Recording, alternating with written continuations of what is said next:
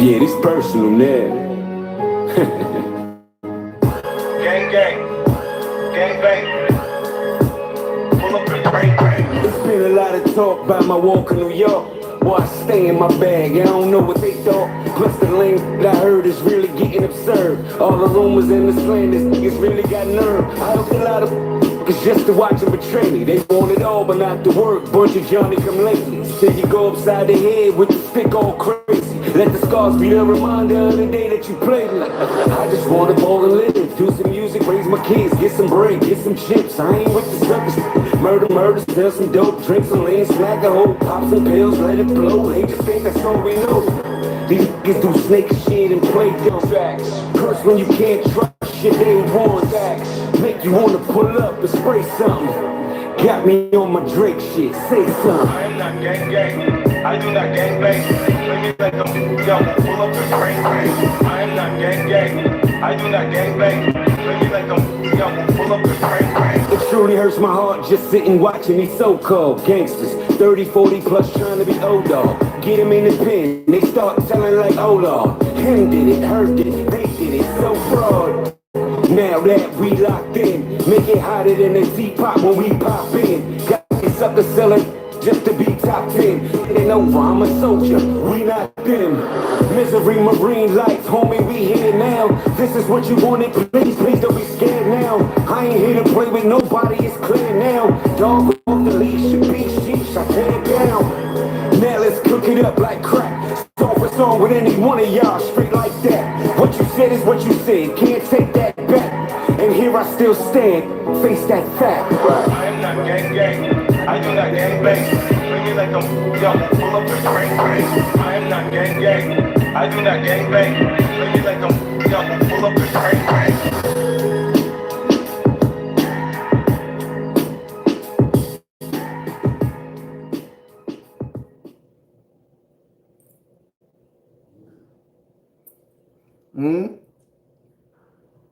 Shout out to Nico Vasi, aka Colo Barnes. Let me tell y'all dudes something, man. A lot of y'all rappers running around with big egos, but there's a lot of nice niggas out there. There's a lot of nice niggas out there. A lot of nice niggas out there.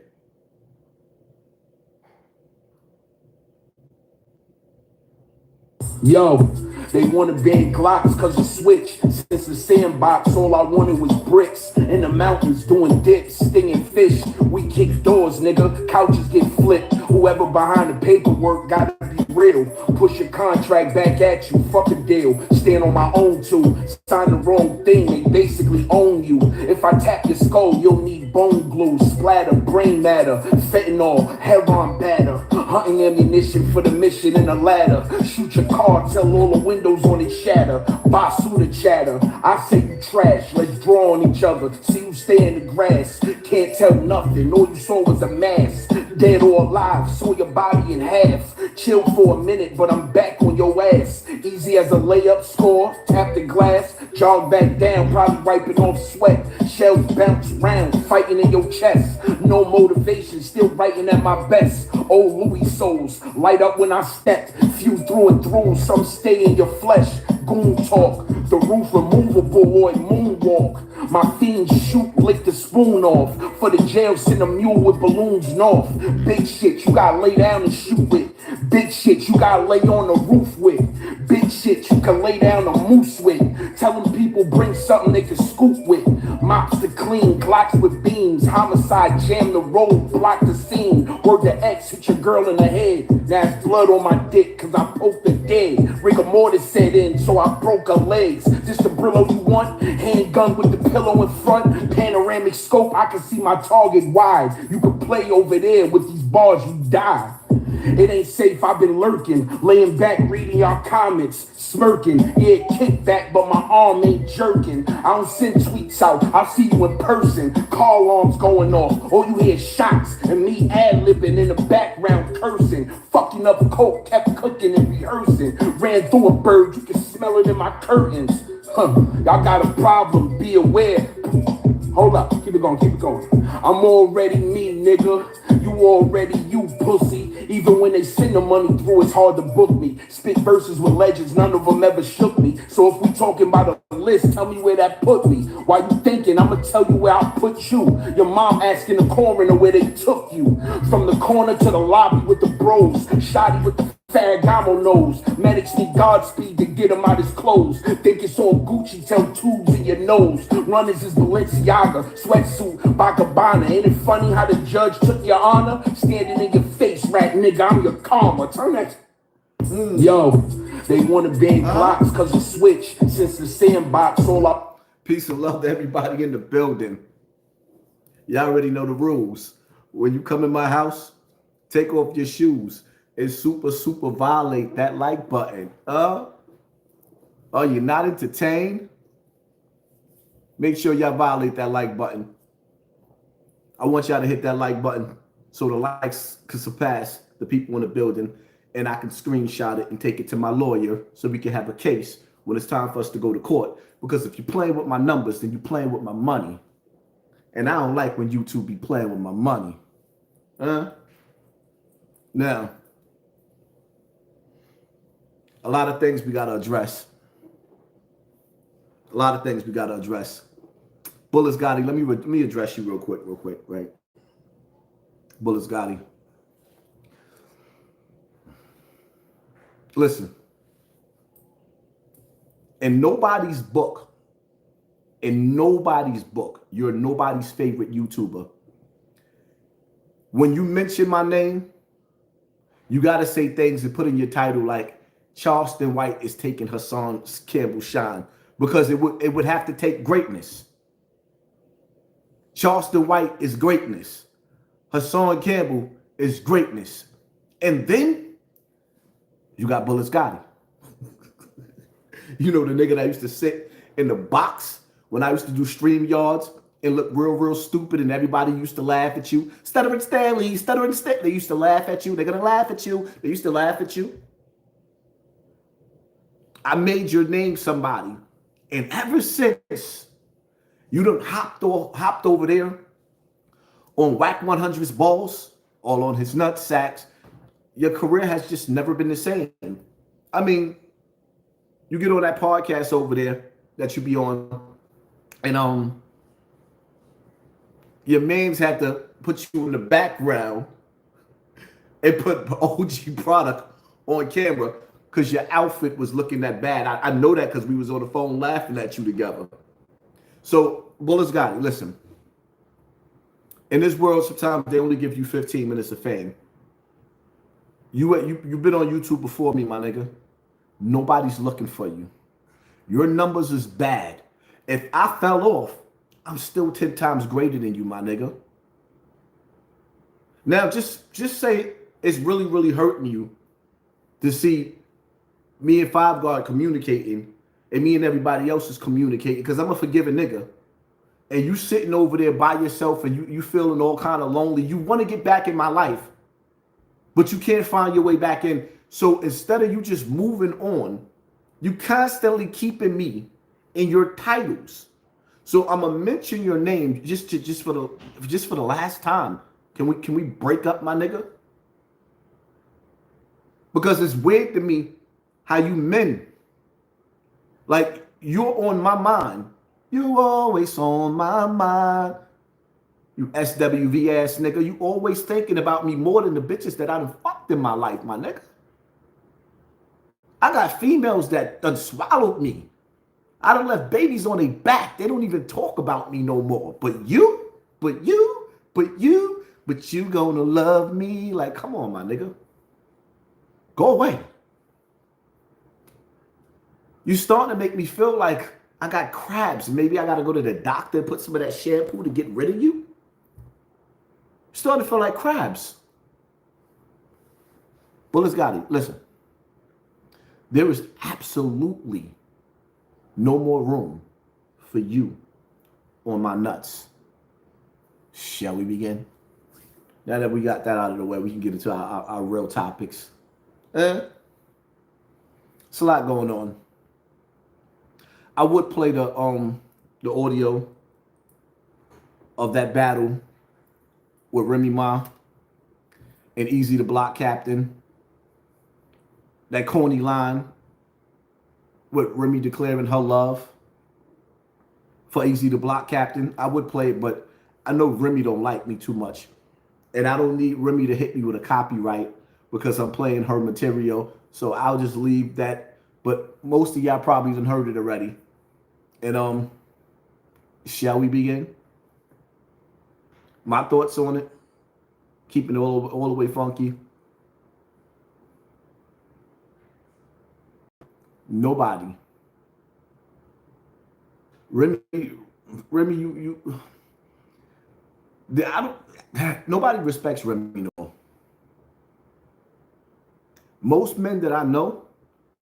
Matter of fact, let's talk about it in the comment section. If you still respect Remy, put 1 in the comment section. If you ain't got no more respect for Remy, put 2 in the comment section. Inquiring minds want to know. Don't just take my word for it. For me, as a man, I can't respect Remy at all. I can't respect her at all. I can't respect that at all. All right, I see some of y'all got love for her. Until she run off, until your wife run off with the worker. She ran off with the dirty nigga. And see, I don't even understand how any nigga in his right mind could even respect Remy. When you got to do like Pat. Did all that time with her. And when you listen to them comments, or rather them phone conversations, and you listen to the way Easy the Block Captain talks about Remy, he refers to her like she's a bitch. Like he don't have no respect for her. And the minute that he can find somebody to replace that lifestyle that Remy is giving him, Remy, like, Easy the Block Captain,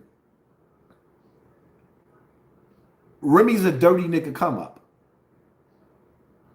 Keeping it funky. Back in the days, Pat was a dirty nigga. And now Remy was a dirty chick, a dirty Castle Hill Bronx chick, dirty, nasty bang, different colors. And Pat was a dirty Brooklyn nigga. And now, you know, she cleaned herself up. She getting a little bag. And she left the nigga Pat for a working nigga. A worker. That seen an opportunity.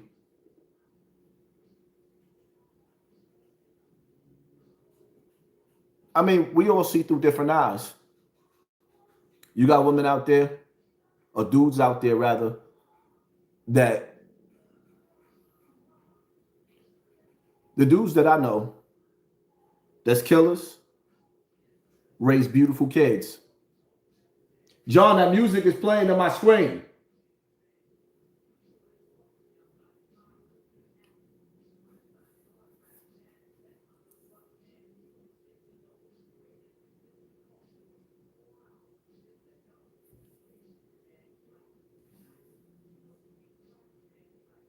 I know dudes that raise killers.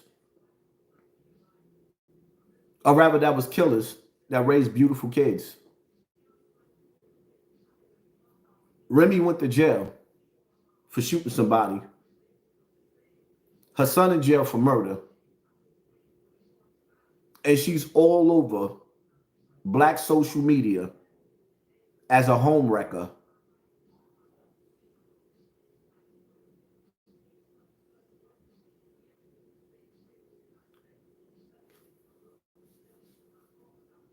Yo, Remy got the Temu version of Pat. It is what it is. Remy and Pat relationship gave the black community a black eye. And it ain't just Remy and Pat. You know, I've been sitting back. I ain't really watched the. Hold on, give me a second, people.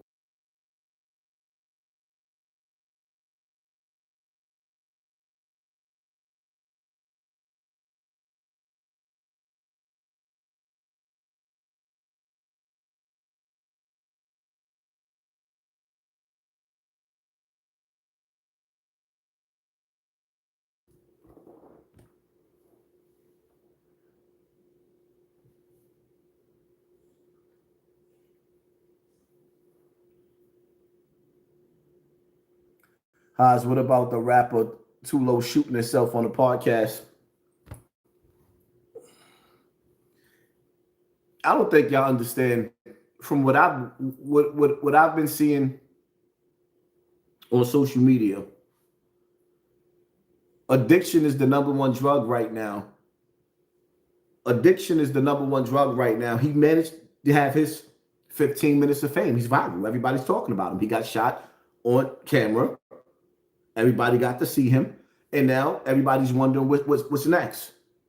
Attention is the number one drug. See, the whole key to it is, I don't knock nobody's hustle. If you're going to get money at the end of what you're doing, because everybody is in survival mode. Let's be real. Like when you listen to Fat Joe sit up there and talk about niggas is broke, only 1% of the population is rich. The other 5% is probably middle class, and the rest is dirt poor. So when you come from where I come from, the ghetto, you know, the place where niggas is bragging about Charleston White. Oh, he went to Brownsville. So what? I think that y'all niggas keep forgetting that is a Jedi mind trick. The main objective is to get out of the hood. Always remember that. Stop letting people that was born in the hood or who don't live in the hood no more, who live somewhere in the suburbs, go to your neighborhood and show you nana boo boo, I'm in the hood. That is the most ass backwards shit that I've ever seen in my life. It's childish and it's stupid. The main objective is to clean up the hood, and if you can't clean it up, which is 9 times out of 10, it's never going to happen, you move out. You know, like the Jeffersons, we're moving on up to the east side because we finally got a piece of the pie. The main objective is to get a piece of the pie, not a piece of poverty. You already got that. So you got dudes sitting up there showing you, making appointments, meeting up with niggas like Charleston White, and going to the hood and saying, I'm in Brooklyn. There's a lot of homeless people in Brooklyn. There's a lot of poor people in Brooklyn. There's a lot of people that wish they had the opportunity. They wish they had the opportunity to get out of Brooklyn. So when you show me a dude that's supposed to be a mentor, a dude that was an advocate for the youth, a dude that was supposed to be the next Malcolm X, the next Martin Luther King, and every time he turned around, he showed you some of the most biggest hypocritical shit that you could ever see. He showed you that he don't give a damn about the kids. He don't give a damn about black men. He don't give a damn about black women. But every time he turned around, he'll regurgitate some shit that he heard off of Hassan Campbell's live, maybe a little bit of Umar Johnson, and a little bit of Charleston White, because Charleston White is a dope nigga himself. And then he'll get on bigger platforms and regurgitate everybody else's shit. And sound like, oh, this black man is so intelligent, but then turn around and sell you ignorance. The nigga's selling you ignorance and you're buying it. Not me. Once a person show me who they are, I believe you. That's it. Once you show me who you are, I believe you. Well, that's the comment section. All right, there you go. You don't live in the hood? No, I don't. Because I saved my money and I got out of the hood. That's why a lot of niggas don't like me. Because they'll come back around, niggas will get iced up, get the jewelry on, put the flyaways on, look fresh to death, standing in the ghetto.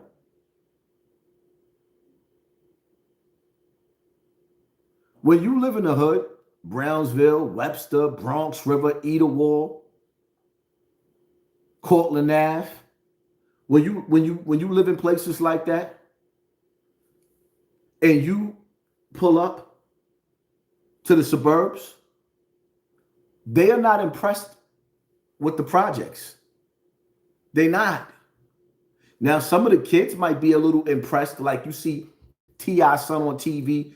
He's a little impressed, and he feel like he got to prove to everybody that he's from the hood, like to get, because it's a Jedi mind trick. It's a Jedi mind trick. Don't nobody in their right mind want to move from the suburbs to the projects. I'm telling you, it don't. The air quality is different.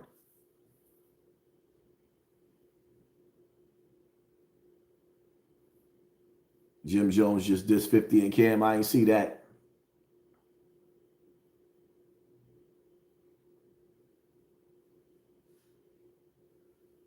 Yeah, what happened to the message? Money replaced the message. Now, one of the topics that I really wanted to talk about, that we gonna get into, is that postal worker. May he rest in peace. Let me see.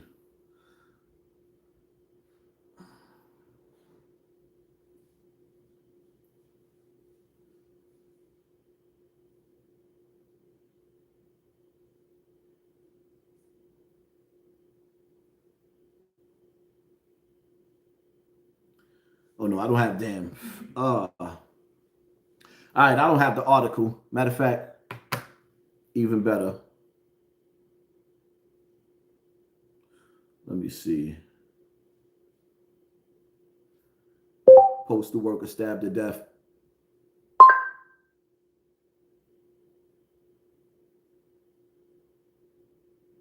Attack started with a dispute over a sandwich order. Eyewitness News reporter Stefan Kim with new details. Homicide detectives tonight exited this Harlem deli's doors with evidence in hand. What's behind these deli doors? Too gory for this broadcast. Workers inside left mopping the blood-stained floors late into the night. I know the guys who deliver milk, and just like that, he's gone. It's very scary.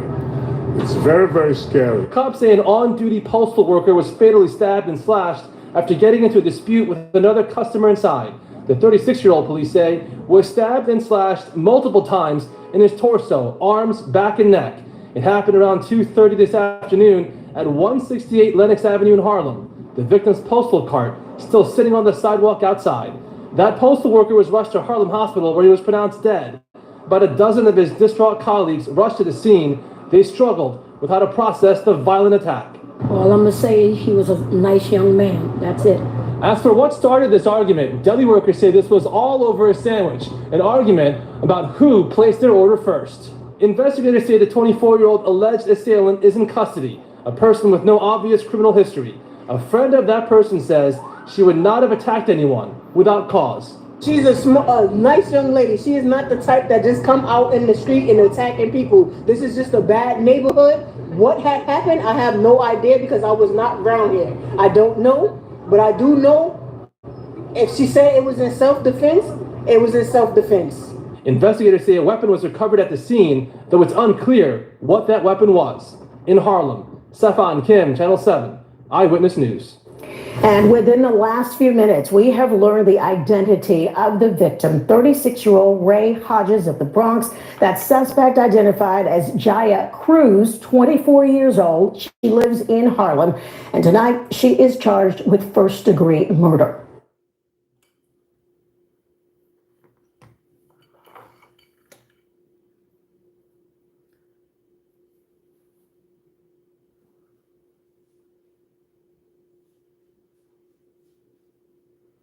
It's safe to say it ain't safe outside. Y'all know my slogans. The thing that's irritating me about this situation with this postal worker, may he rest in peace and thank you for your services, because, see, I think what people don't realize is that postal workers don't get enough recognition. I ain't getting no notification. Yeah, a lot of people ain't getting a notification, fam. Thank you for sponsoring this war. Yaramir. I hope I pronounced that right. Zay White, love from Wilmington, North Carolina. Shout out to Wilmington, North Carolina. As a matter of fact, I might pop up in Wilmington. Shout out to my people in Wilmington.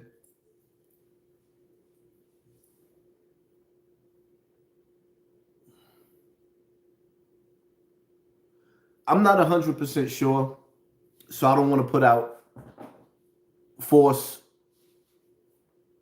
allegations in the situation, but word on the streets is that allegedly the postal worker got stabbed to death by a transgender over a sandwich. And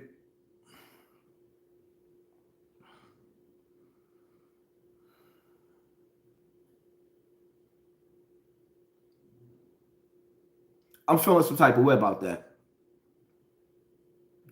because there is no laws to protect the black man.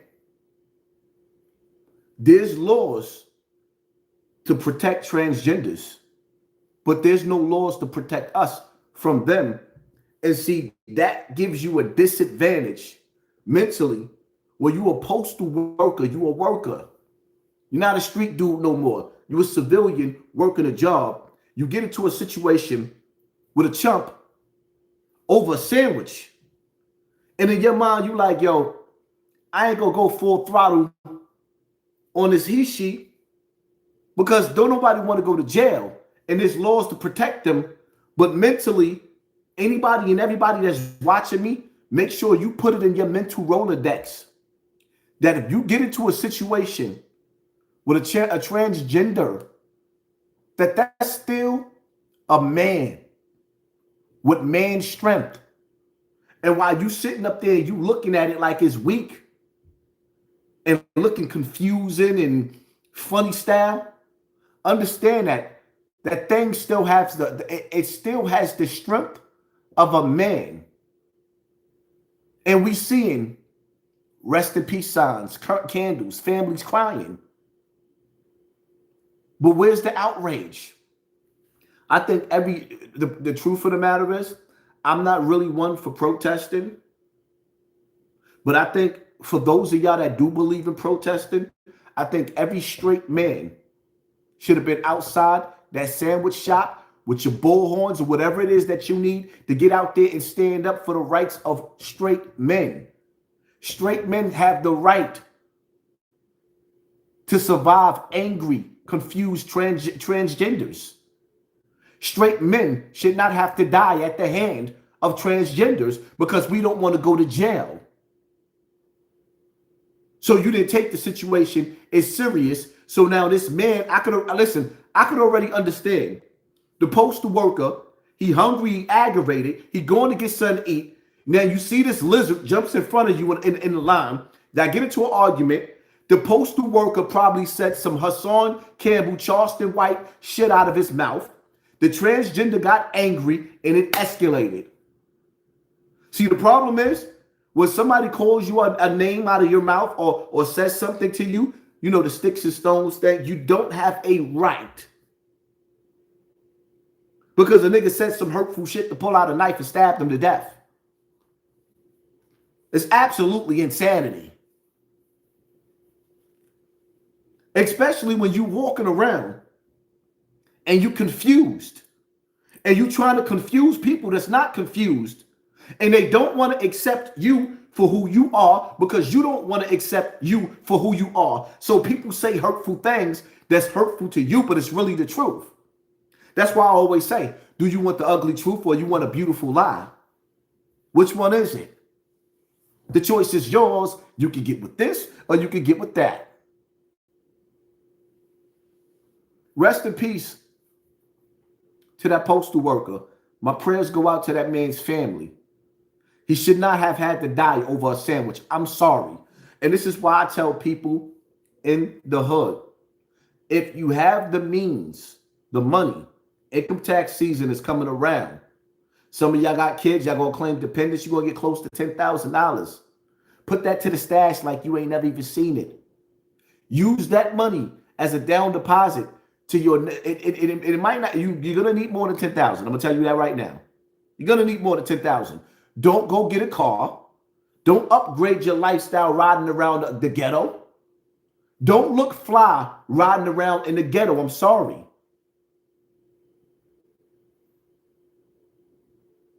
Sometimes you gotta drive that Mitsubishi. I was driving a Mitsubishi, my nigga. I know what it's like to drive a Ford Explorer. Before the Beamers and the Benzes and stuff like that. In order for you to get out of the hood, you gotta eat Franks and beans, my nigga. In order for you to get out of the hood, you're gonna have to eat oodles and noodles, my nigga. No going to hang out. No going out to the restaurants. No going to the bars. You're going to have to stack your bread because you're going to have to decide whether you want a better quality of life for yourself. Do you want a better quality of life for yourself? Or do you want to forever, ever stay in the pissy hallways? That choice is yours. You can do anything that you put your mind to. The problem is you're not putting your mind to it. You got a bunch of broke niggas trying to keep up with a bunch of broke niggas and impression of a broke niggas in the hood. Like, no. There is no more of a beautiful feeling, especially after leaving the hood. You know what it feels like to sit outside for 6 or 7 hours waiting for a parking spot?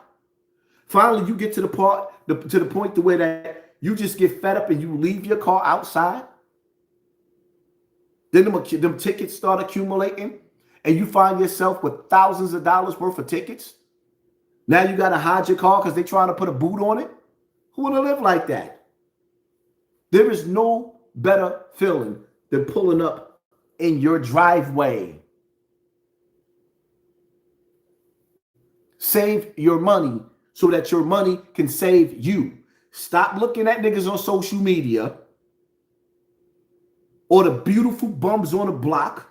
You got some of the most beautiful bums on the block. I think some of you niggas should be picked up and displayed in the zoo because you so fly standing in front of the street corner. They should take you in your car and display you in the zoo the same way they displayed us in slavery.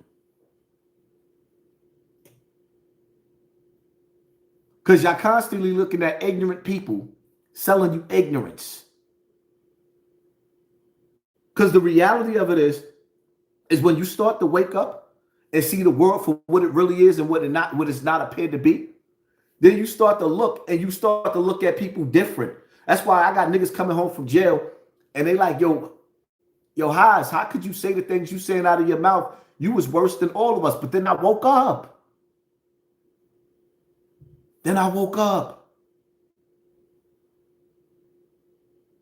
When are we going to break the spell? Constantly,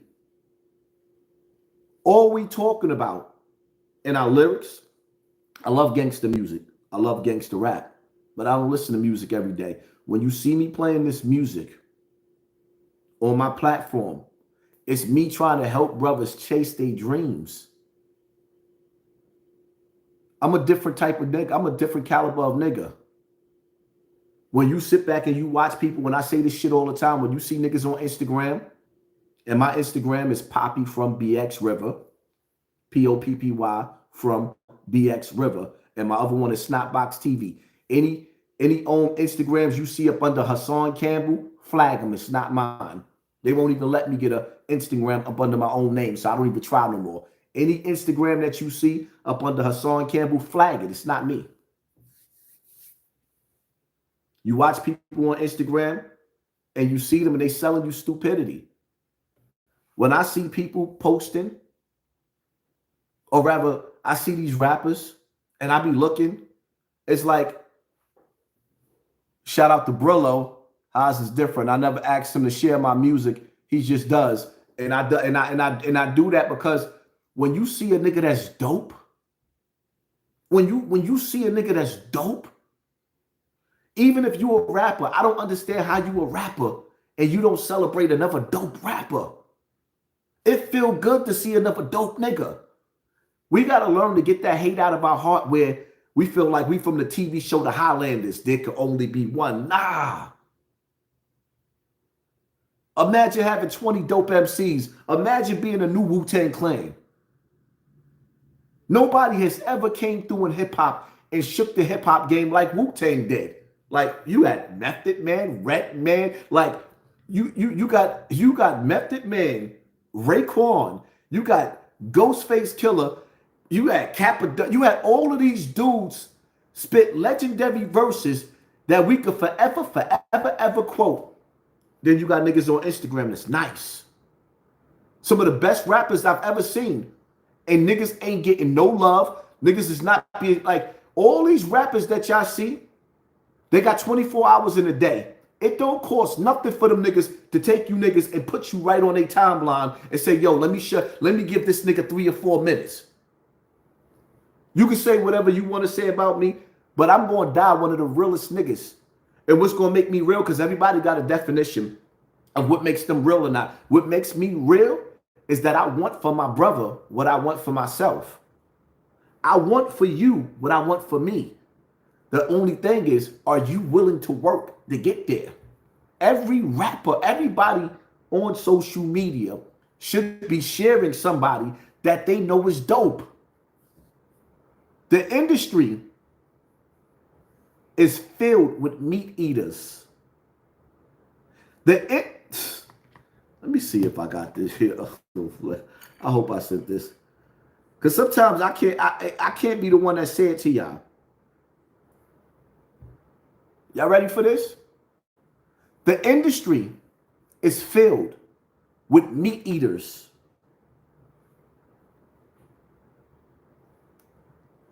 Things that people want to do, right? People want to be streamers.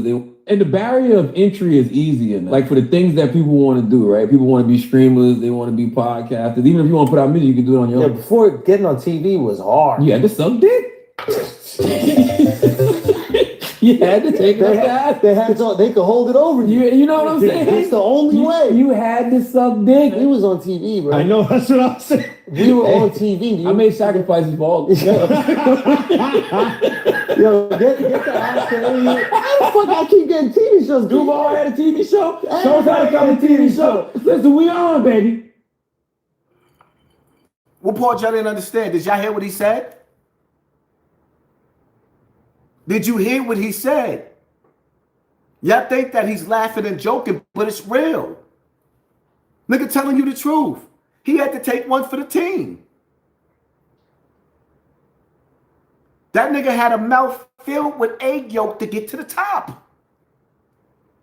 So when you got a dude like me, and this is why they gradually keep trying to lessen and lessen my numbers in my lives, not send out my notifications, because when you got a nigga like me, I'm the type of dude that try to sneak niggas through the back door. I don't care how long I live or how long my reign is on YouTube. I'm going to make sure every opportunity I get a chance to show y'all somebody that got some dope lyrics, a dope MC. That's what I'm going to do. That's just me, though. Niggas got 100,000 followers, 205 million followers on Instagram. Are they sharing you? Y'all keep supporting and y'all keep keeping the gatekeepers in power when the industry is crumbling, and the industry was designed to crumble. Have y'all ever paid attention to the interviews with Jay-Z and they had the Rockefeller, and they was talking about how having a meeting, and it was a big meeting with 50 Cent was to come out, and they was telling everybody to get ready. 50 Cent was the death of the industry. He represented the death of music as we knew it in New York. He was the last of that. Rough Riders, rest in peace. One of the dopest labels that should have been one of the dopest labels ever. Rough Riders. DMX, rest in peace. Out of here. Huh? Rockefeller, gone. Cash Money, gone. No Limit, gone. Whatever ones I'm forgetting. It's over. The labels are getting rid of the artists. Niggas got rid of Fabio Foreign and kicked them to the curb. You know why? Because when we let them swap out the CDs, We let them stop us from being able to make money in a physical form. CDs, you was able to go outside and sell 100,000 CDs if you had the gift the gab. Now they got rid of the CDs and they take your streams. That's why I don't even understand how y'all niggas is disloyal to yourselves. Why do you put your music on Spotify and all the rest of the platforms? Talking about stream me for all platforms. Nigga, I am not logged in to near one. That's why I tell niggas, if you want me to listen to your music, you better email it to me. Because if you ever send me a link to Spotify and all the rest of that, I don't have an account for them. I refuse. I refuse.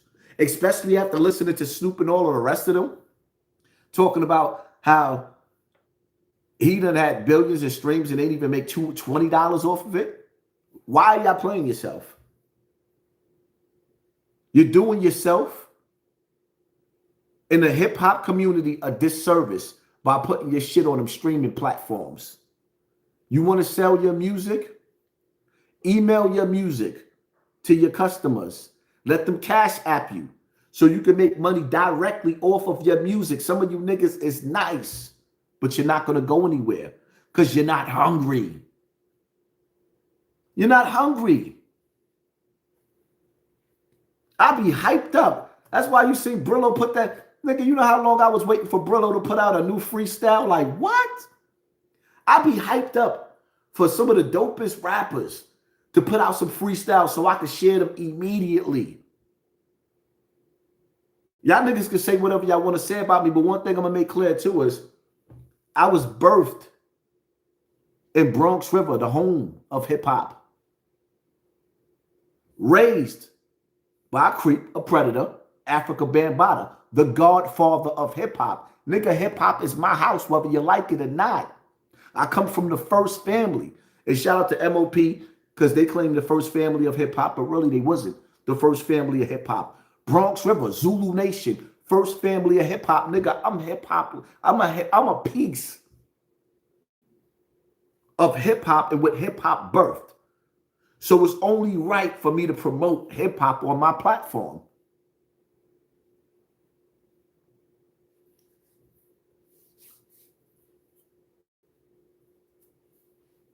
The industry is over.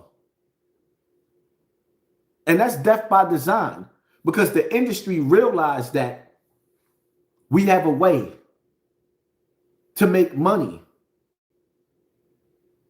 from our talent. So it kidnapped our culture and closed every rat, mice hole. You know how you got mice and rats in your house? And you got to fill in the holes and put the poison in the holes to keep the mice and the rats from coming into your house? Well, the music industry kidnapped hip hop. And they refuse to let you get your house back. So you know what I say? Burn it down. It's always been underground. And to me, most of the underground rappers were some of the dopest rappers ever that lived, the underground rappers. It's time for underground rappers to really, really start displaying y'all talent. And I don't care how old you are. Only time I diss niggas old heads that be rapping is when you need to get a job. I'm not telling the old nigga that he can stop, that he got to stop rapping. Because whether y'all believe it or not, Jadakiss is an old nigga now. He's going on 50. We ain't in our 20s no more, and Jadakiss is still nice. So I would never tell a nigga I'm putting an age on your talent. But what I will tell you is, don't be like one of them niggas running around, chasing around these rappers, and you ain't got your career going because you got to have something to provide for your family. You can rap all day, but you got to be able to provide for your family. I'm never going to tell you that you're too old to rap. I'm just going to tell you to give it up when you're making up excuses and your woman looking at you and your kids is looking at you and they need a pair of sneakers and you keep on coming up with excuses because you refuse to work. Hypnotized. God, your energy has been needed. Thank you, family. Appreciate you. And I'll be needing y'all energy too, man. For real. I really wasn't gonna go live because I developed this cough, and my chest feel a little congested. But you know, the show must go on. The show must go on. One of the topics that I wanted to talk, I wanted to touch on, man. You know, it's irritating me. Men and women, we go through shit.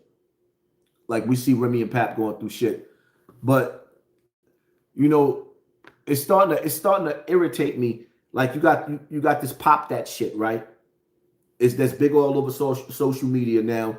You got black women coming in the room, black men coming in the room with the balloons, and if you turned off by this person, niggas is popping balloons, and it's like, don't get me wrong. I'm not gonna say that it's not a dope idea, but when you put the glasses on, when you put these glasses on, and you really start to look at all of the stuff that I'm seeing on social media, the way the conversations that's being held about the value of black woman is scary.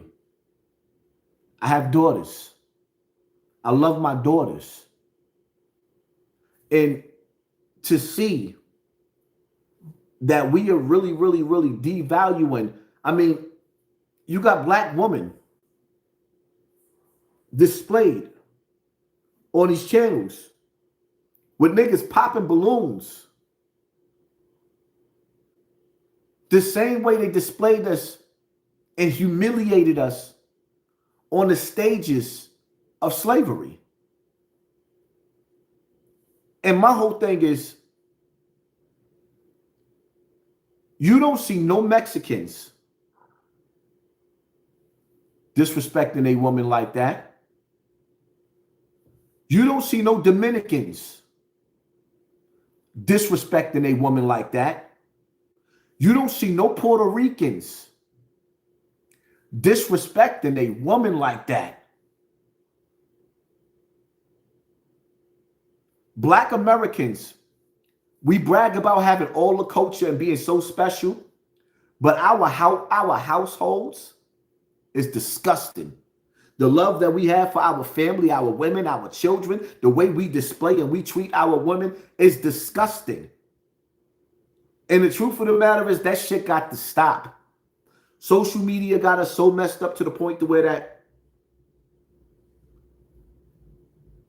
relationships are going out the window, because in a man's idea, the woman that he's sleeping with has to compare to the woman on Pornhub, the women on Backpage, and the women on Instagram.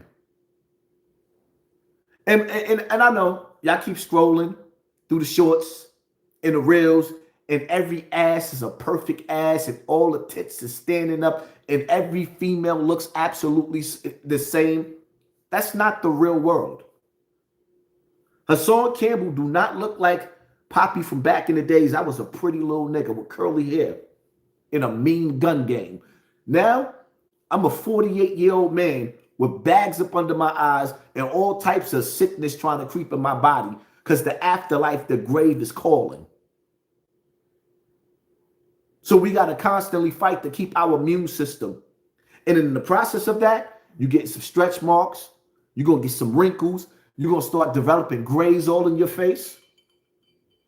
Then when you look at social media, you being programmed to pop that. So we don't fall in love with the struggle anymore. We all just going front like everybody's just making over $100,000. And in today's time, yesterday that was a lot of money. In today's time, $100,000, you're broke. That's no money. That's bill money. $100,000 a year is nothing.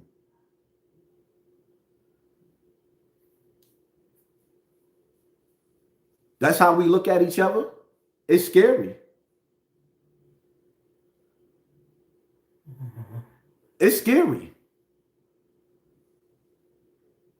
No other race, no other group is humiliating a woman like that.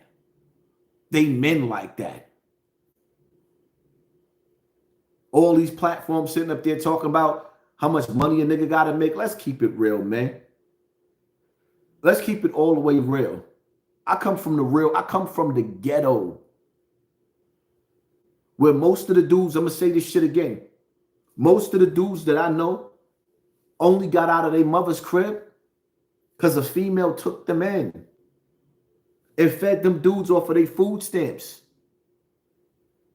Gave you their EBT cards so you could go to the store and get you a chopped cheese sandwich or a Philly cheesesteak. Let's stop playing. Most of you dudes, when you was broke coming from the ghetto, you ain't have no money in your pocket. She gave you the money to get you some Chinese food. You go to the Chinese restaurant, you get 4 chicken wings and pork fried rice, or you get 4 chicken wings and French fries, and you might be outside in front of the bodega eating it and splitting some wings with your man standing outside. It was the females that gave y'all that. So I be getting a little confused. It be confusing me when I see some of these dudes on these platforms and try to make black women seem like they all money hungry. It confuses me. Because there was times when I wasn't on my feet and HASSAN Campbell was dead broke. Trying to get a job, trying to get a new job, trying to stay out the streets. I remember when I went cold turkey and left the dope game alone. I remember that like it was yesterday. My wife was like, nah, you stay home, take care of the kids while I go to work until you figure your shit out. It was the black woman that allowed me to be in position to figure my shit out. And now I'm sitting up here looking at black women being slain and destroyed all over the internet. And y'all niggas think that that's cool? It's confusing to me. Because most dudes, the shit that kills them when they go to jail the most is that they know that they left a good woman out there. And the loneliness of her being by herself for years, because you got to do 5 or 10 years in jail. It's the most hurtful shit because you got caught up in the street rapture, taken away from your family. And that girl, do you know how many niggas I know had, and when I tell you some of the baddest tenderonis on the block, and one day they found out that shorty moved on and somebody else was humping your baby? Somebody sleeping in my bed.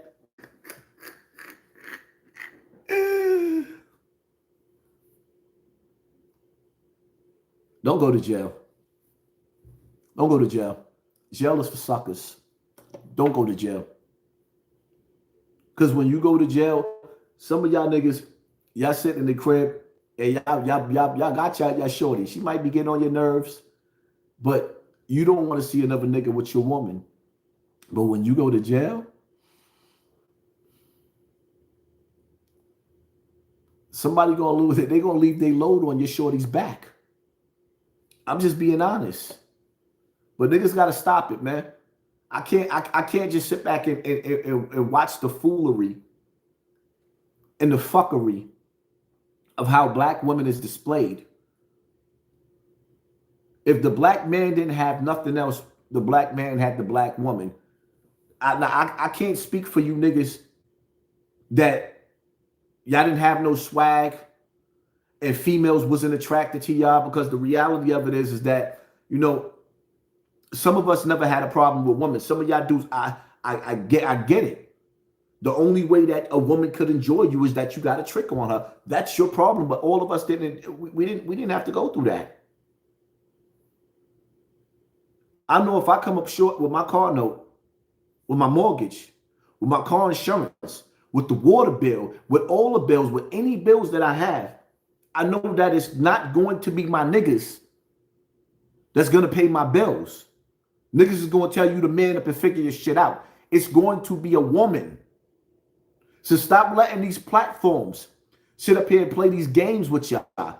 I mean, Remy and Pap, they went through what they went through. They broke up. I don't personally like it. Because your personal business of what you go through with your woman should stay in your house. Nobody, there's no relationship that ain't got the good, the bad, and the ugly. Everybody goes through some shit. That's why I used to get so pissed off at these dilly bitches. Every time you have a conversation with them, all you heard was Remy and Pap. Look at Remy and Pap now. Look at them now. Broad sitting up there comparing men to Pap. Everybody is on their best behavior and look like they on their best when you looking at their life through a screen. Stop comparing yourself and your family to the internet. Everybody goes through some shit. And I'm gonna tell you something too. Some of you niggas, you're gonna find out the hard way. You leave because you think it's something better out there. It might be better for a couple of months. Then you got to figure out her demons. Everybody hide their demons and their skeletons when they first meet you. They quiet, getting to know you, they like you, they hiding who they are. They hiding.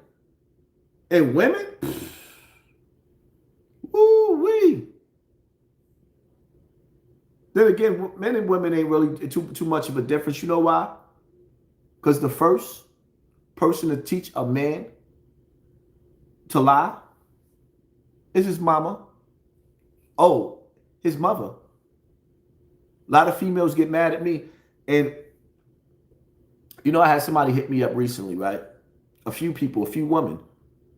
Oh, why all these men are gay? They hate women. Stop calling men gay because they have been hurt by a woman. Let's get into this shit. Stop calling men gay because they got a hatred towards women. That hatred comes from a woman that hurt that man. That woman that hurt that man was his mother. Why y'all act like y'all don't understand? The first person to hurt the black man was his mother. His father left like a coward. He only had to leave one time. But throughout the years, there's a book of shit that you go through with your mother. Daddy ain't there. Oh, you need to hold them accountable. A lot of females got mad at my last video. You can't hold a person accountable that don't care. You cannot hurt a person that don't care. You can't make a nigga go to open school night, make the first birthday, sit in the audience in the graduation. This been times I cried at graduations because I was looking at the little boy on the stage graduating, and he was looking at the audience, and they was looking for a parent that wasn't there, and you could see it all in the kid's face. You're going through a celebration of life. And a lot of you females, y'all got upset. Oh, you switching up. Nah. It's time for you females to look in the mirror and see yourself. Because you could say whatever you want to say about HASSAN Campbell. I grant you, throughout the years, I ain't going to sit up there and act like I was the perfect nigga. I was a foul nigga. I was a product of Wanda Campbell. I was foul. Grew up in the ghetto, listening to Snoop Doggy Dogg, talking about bitches ain't shit but hoes and tricks. The whole time, the nigga Snoop been with his wife for over 30 years. But he told you, we don't love them hoes. He sold you a whole lifestyle. Ice-T, I'm your pusher. Ice-T had a wife. Even though he switched up his wives, he always had a wife. but he sold you the lifestyle of a pimp. Pimps don't have wives, they have whores. You females, you better wake up and smell the coffee. Because the niggas that you lay down with, you lay down with a nigga that won't even hug your child. I don't like half my kids. They get on my nerves. But they know when they call daddy on the phone, I'm calling my daddy. They know they got a daddy. And they know daddy ain't playing when it comes to them. You females out there, ain't no excuses for you. Because there's niggas out there that would love to hump on you. You didn't want to hump on that nigga. You wanted the nigga that you want. You wanted the nigga that you thought was cute. You wanted the nigga that you thought was that had style. You wanted that conceited nigga, that stuck up nigga, that was so selfish that he wasn't going to love and hug your child, and you don't want to take responsibility. He needs to take, no, he does not need to take responsibility. You didn't, you didn't take the opportunity to figure out who you was laying with. It's your fault. You didn't take the responsibility to figure out who you was laying with. There was plenty of niggas that wanted to lay down with you. You was too good for them. You got niggas out there that'll drink your bathwater. You didn't want him. Y'all don't start wanting them niggas until y'all in your 40s. Now you might give him a chance, and now he looking at you like, ew.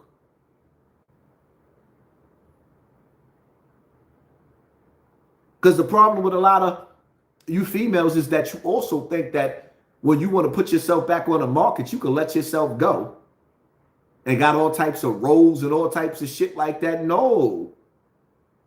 That last nigga that you was with, he was used to your roles and all the nastiness.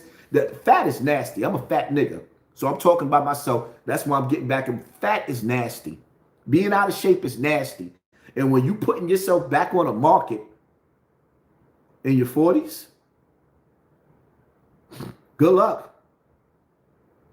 And you going on a dating pool. You're going on a dating pool based off of social media and how we look at each other. Good luck. Good luck.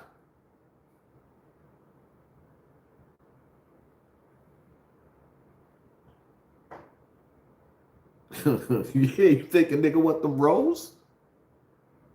No, black men are being programmed to go for the social media girl. And the reality of it is, all it is really prostitution, because that's what you're really doing. There's a bunch of girls out there advertising their ass, and it's for sale. And then you got good women out there, because we ain't going to act like we ain't got no good black woman. We're going to stop doing that. There's plenty of good black women. And then you got social media.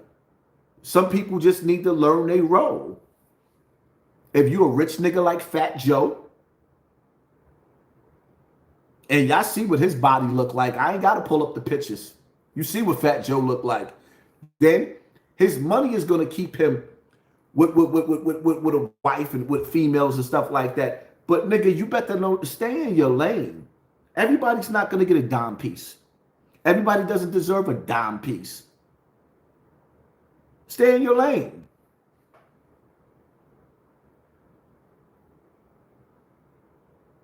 Stay in your lane. Everybody has their lane. You want to go for the basketball player that got all the girls watching, and you know that when you are Allen Iverson and you got all of the ladies watching, you want to be the female, you want the Allen Iverson of the hood. Then when you get him, you get a bunch of heartbreak. Because niggas will switch up women like they switching up shoes. How the hell you expect a dude to be with one woman when he got 1,000 women throwing their panties at him like he LL Cool J? Back in the days, I need love. That's not easy.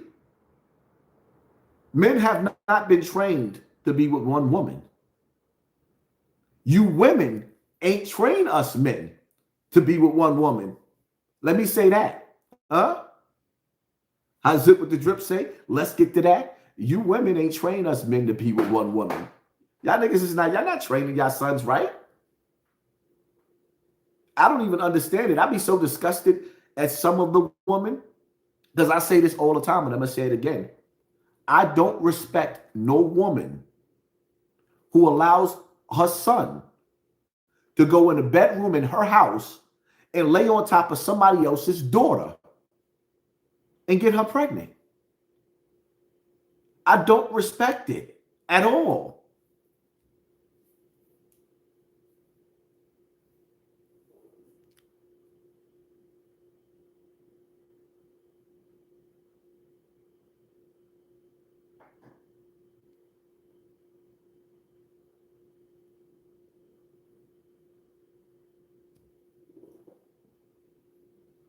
Remy is an embarrassment.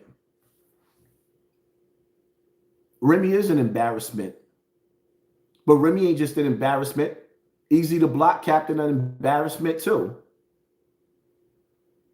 A total embarrassment. And I can only imagine how chaotic that situation is and how deadly it could be. Because I can tell you right now, I know how men think. And at some point in time,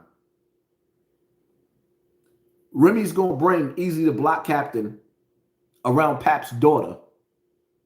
And Pap going to want to kill that nigga. That's when shit going to start getting real ugly. Because Remy got an entourage and Pap got an entourage. And at some point in some time, Remy's going to bring Easy to Block Captain around her daughter. Easy to Block Captain does not respect Remy. Any nigga that's been paying attention to how he refers to her, the bitch. I thought that was your girl.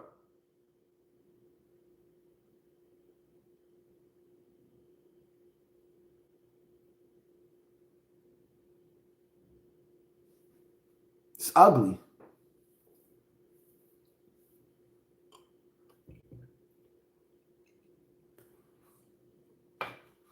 It's ugly.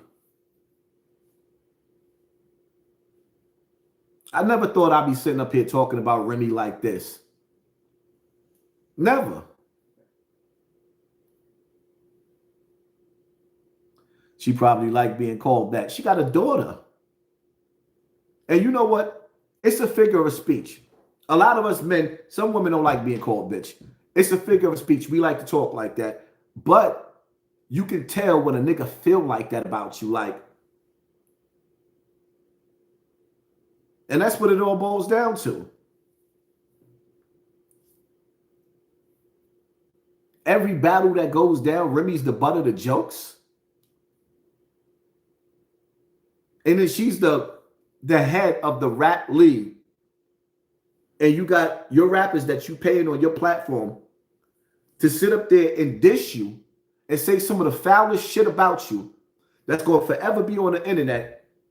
And your little girl has to grow up in the shadow of her mother. This is what they felt about. You know how many videos is being made about Remy that her daughter going to have to watch? That shit ain't easy. Oh, just don't pay attention to it.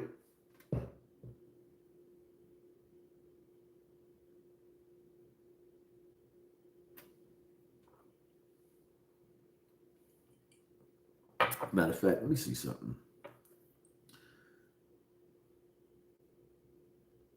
I came across something earlier, right? And there's a method to my madness, right? When it comes to let me see, history.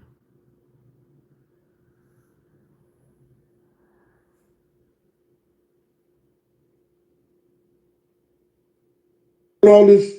There's a method to my madness.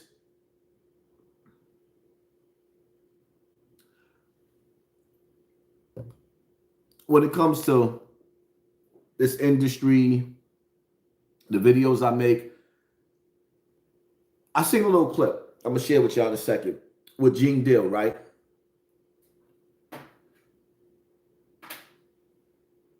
I tell you, when it comes to Jay-Z and anybody, people are innocent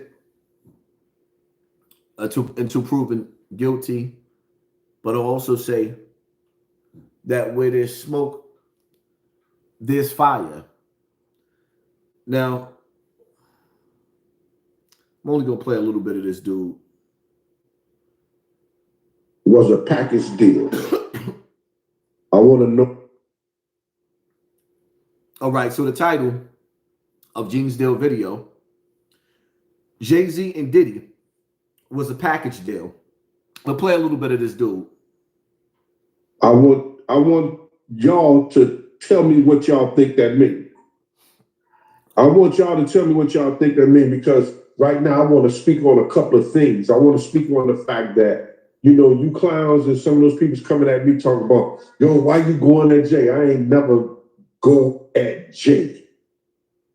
If y'all think that's going at Jay, if I would have went at Jay, I would have told the girls' names that I know for a fact that was 16 years old or 17 years old that he was talking to in 99, in 98, 99. I would have said that much. Y'all got to excuse me because I'm cooking. Did y'all hear that?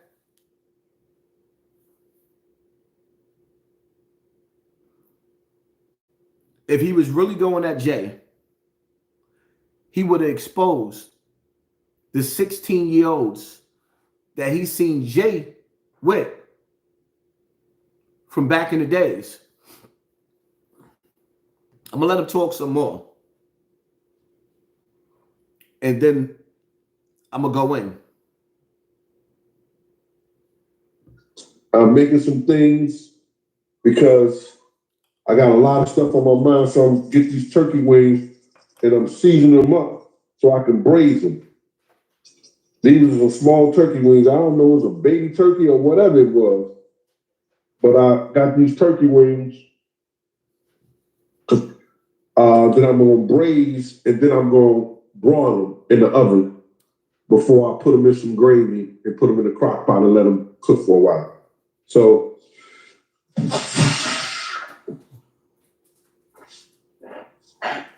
y'all catch me a little sneeze. I'm coming down with I had a all right, we don't care. Let me just fasten this up a little bit.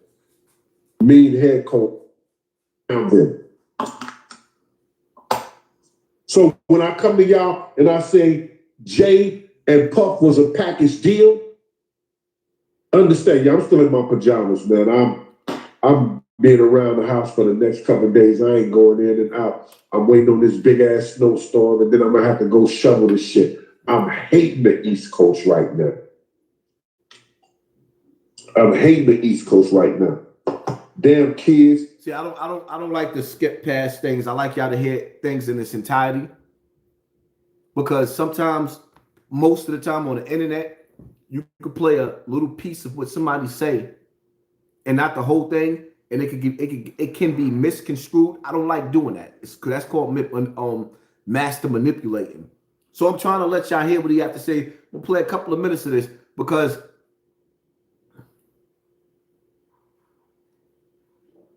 Gene Deal is somebody that the people in the courts consider to be a credible witness. Gene Deal is giving his testimony to eyewitnessing and personally knowing underage girls that Jay-Z has a history, allegedly, of dealing with. You have people that say, we don't believe them, they telling lies. It's the industry trying to bring them down. And then you have niggas like Nas. Let me let him finish talking so I can really go in and cook. How that corny nigga say, can I cook? They don't want to shovel. They don't shovel no snow. They don't take care of nothing. You can't even get a kid out here to talk about walk around to shovel some snow. Ain't that some shit? That used to be our hustle back in the day. Shit, you couldn't wait till the winter time. You know you was gonna have $200 or $300 in your pocket that month because you would be out shoveling snow. These kids right here, shit, they don't shovel nothing. Oh my God. It's this garlic powder. All right, man. Let me skip a little bit.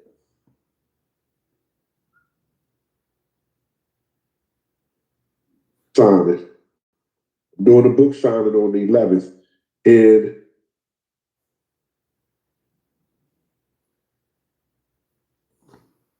a lot of people will get mad at me because, you know, I spoke on some Jay-Z shit. I've told y'all a long time ago, a friend of my enemy, I consider my enemy. Anyway, I never liked Jay-Z.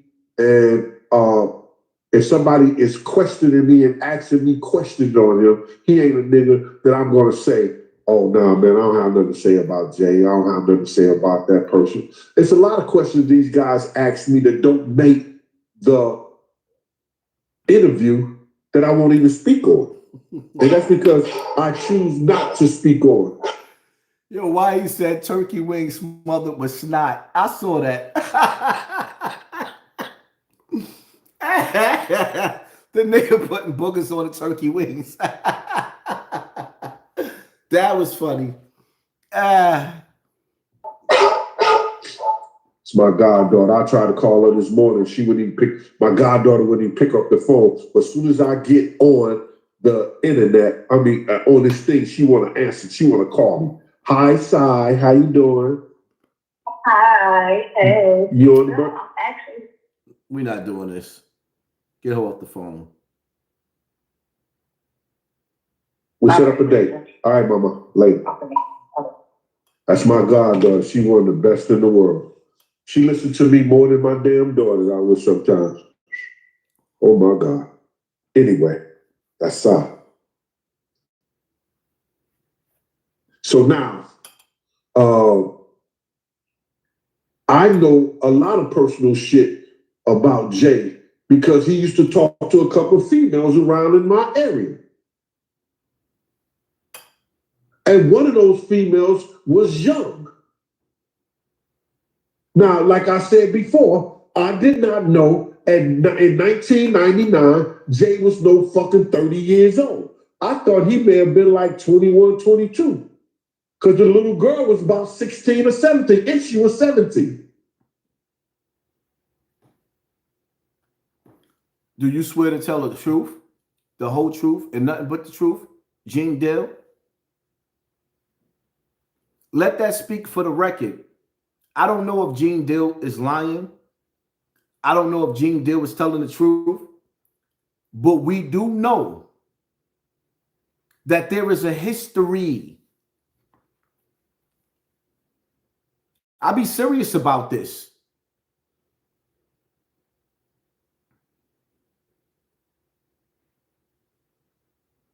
Let me see. Better yet.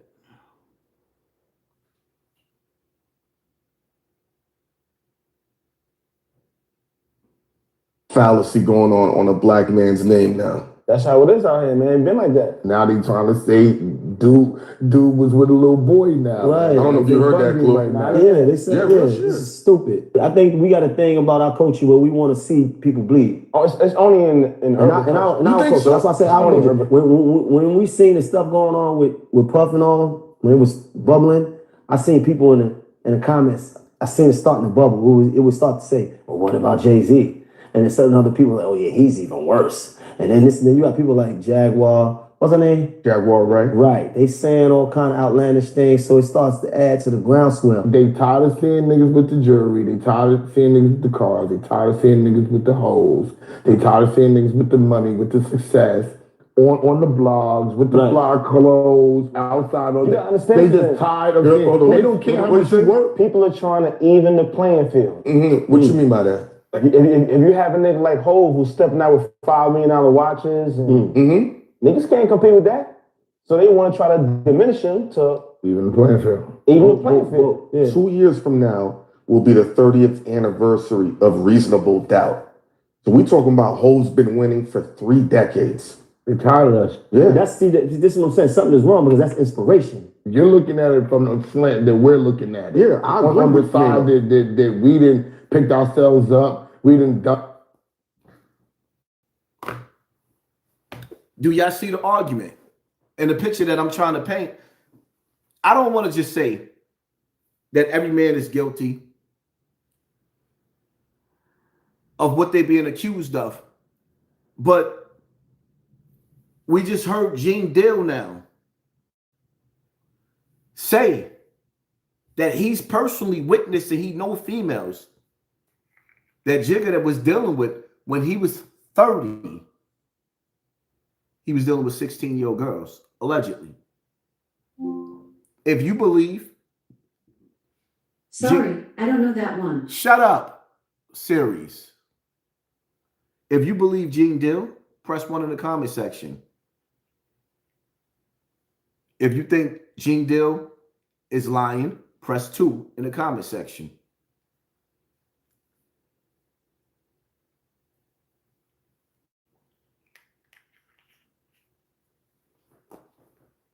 You know,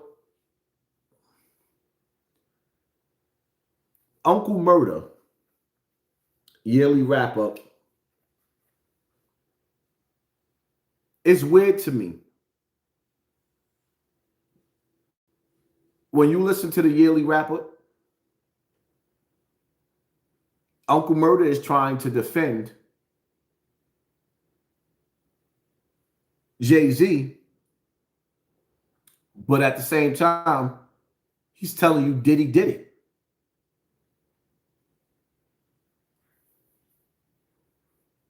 Y'all don't realize birds of a feather flock together?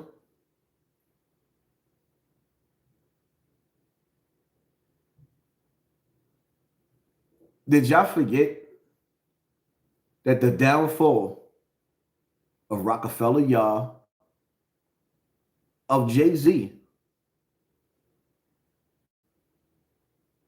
and Dame Dash was over Aaliyah?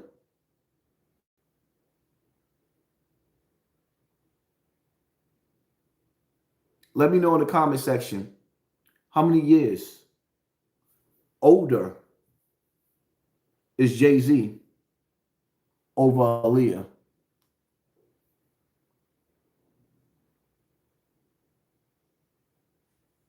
That's why it puzzled me. Yeah, let me know in the comment section how many years older is Jay-Z than Aaliyah. Now, my whole thing is, it puzzled me when Dame Dash, 3 years my ass. It's about 10. Maybe even more than that. So now you got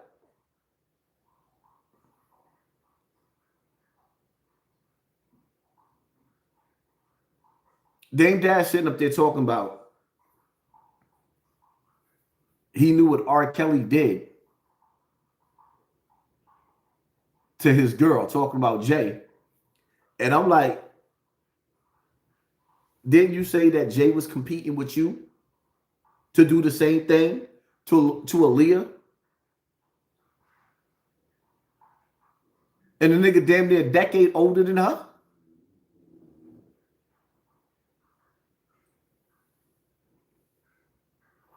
See, the thing about it is, when it comes to the court system, that y'all gotta understand, some of y'all in love with Jay because we grew with him for decades in the music industry. But the court system is going to be based off of evidence and not emotions, not feelings.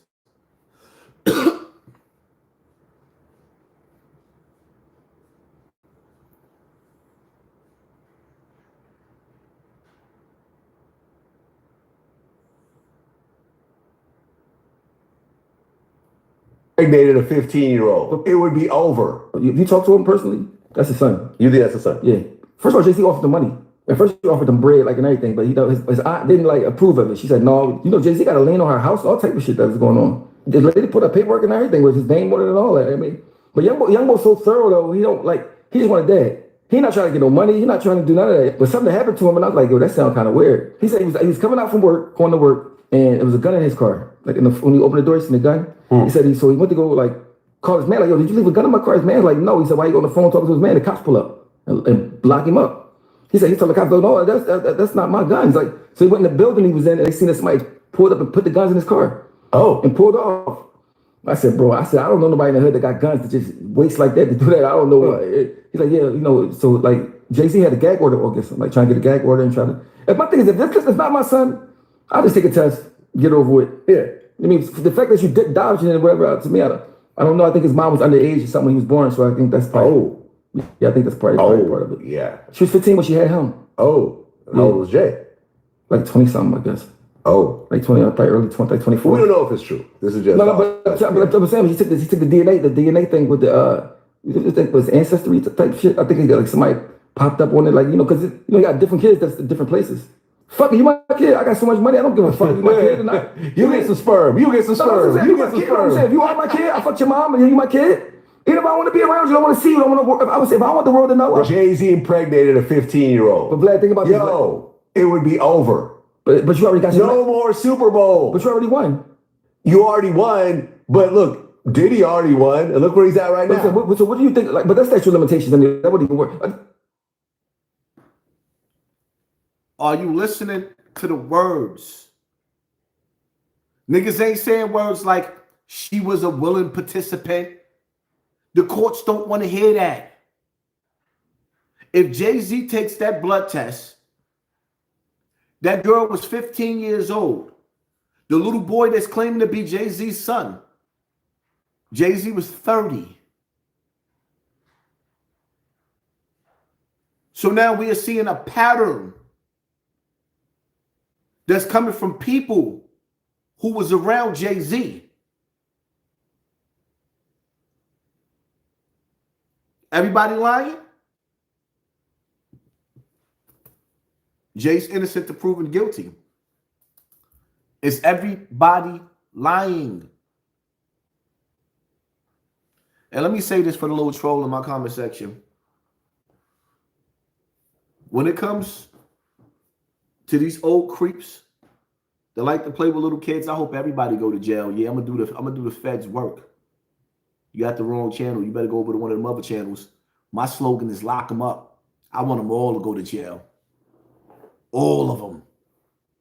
So you trying to persuade people in the comment section to make them think I'm doing Fed work? I wish I was a Fed. I wish I had a badge.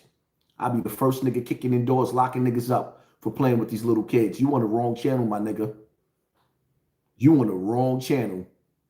Everybody in the comment section, right? Lock them up.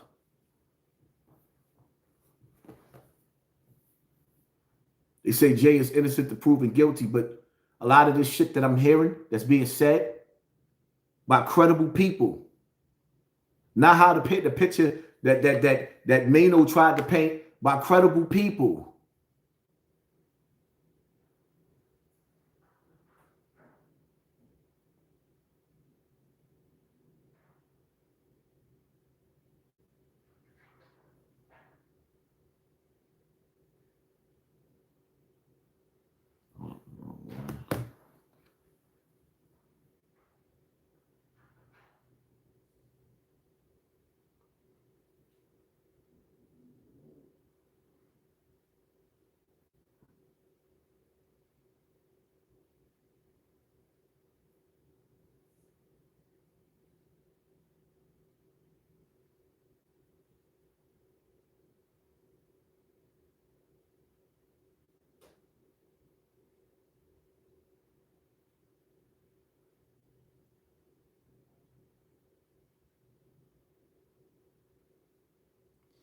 Where's it at?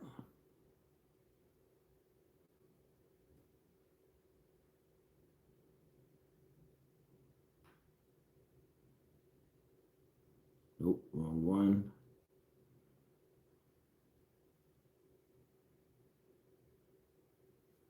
this business was going to Diddy parties. We just was at a Diddy party at the Ned. That was crazy. Now all of a sudden, nobody talking about going to Diddy party. What you ever been invited to a party or any party? Right.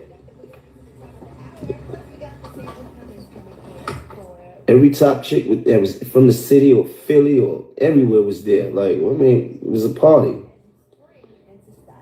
I think y'all reaching with some of this shit y'all talking about. It be so delusional. Never been invited to no party, never had access to no party, running around talking about, don't let me find a picture of you in a Diddy party. Shut up. Not gonna lie to you. It's fun. Listen, Diddy had a party at the Ned recently, like a couple of months ago when they dropped that album. That was a good party. I don't know what you're talking about. Well, if Homeland Security is reaching, like y'all just go for anything. But listen, sit back and watch what happens then. That's all I can tell you.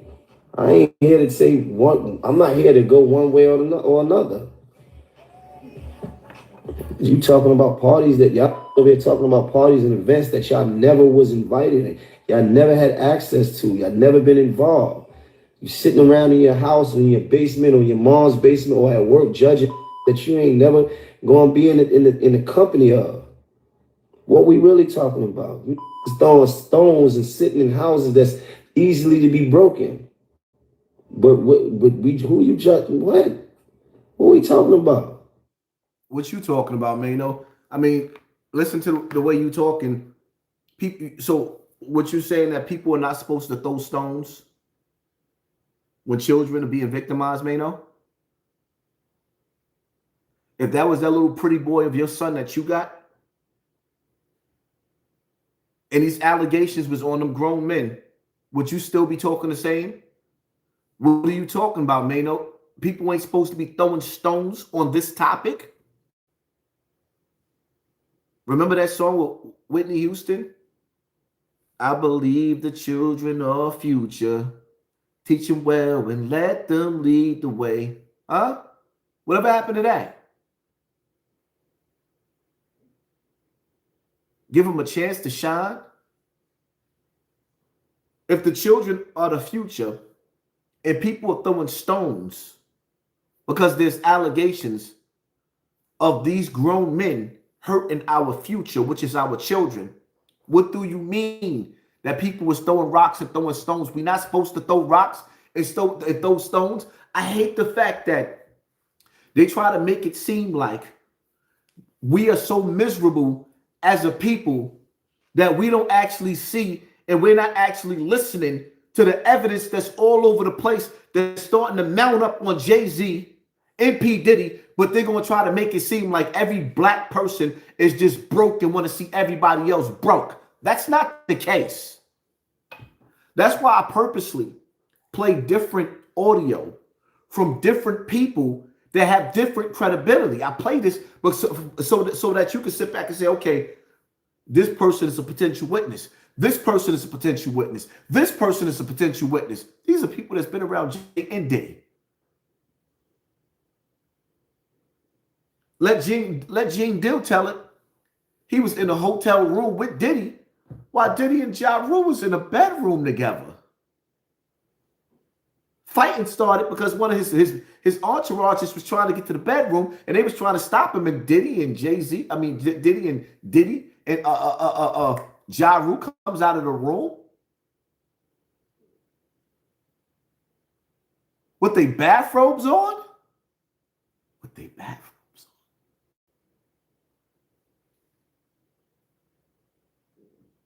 There's a method to my madness. Entry is easier. Like for the things that people want to do, right? People want to be streamers, they want to be podcasters. Even if you want to put out music, you can do it on your own. Yeah, before getting on TV was hard. You had to suck dick. You had to take they could hold it over you. You know what I'm saying? That's the only way. You had to suck dick. He was on TV, bro. I know, that's what I'm saying. We were on TV. I made sacrifices for all. Yo, get the Oscar in here. How the fuck I keep getting TV shows? Duval had a TV show. Shows how to come a TV show. Listen, we on, baby. Ooh, Scooby-Doo.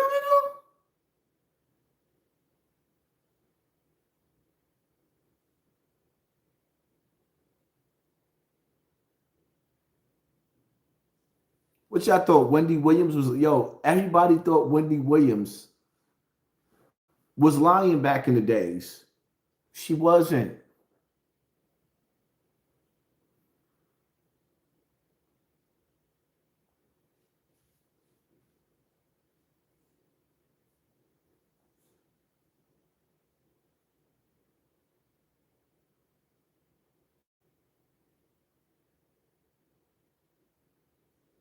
Yeah, where's that video at?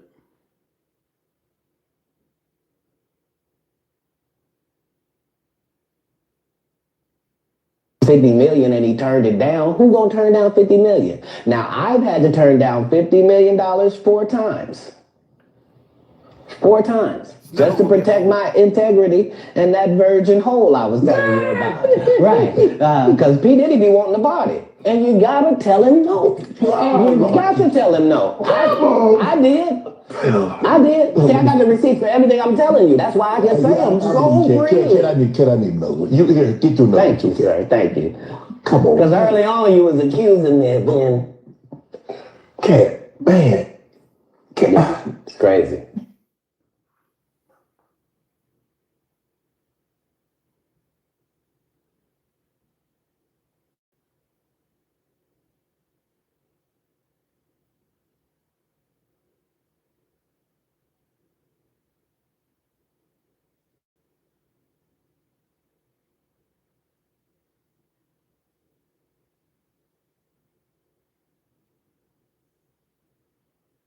You know what's scary? I'm gonna tell you what's scary.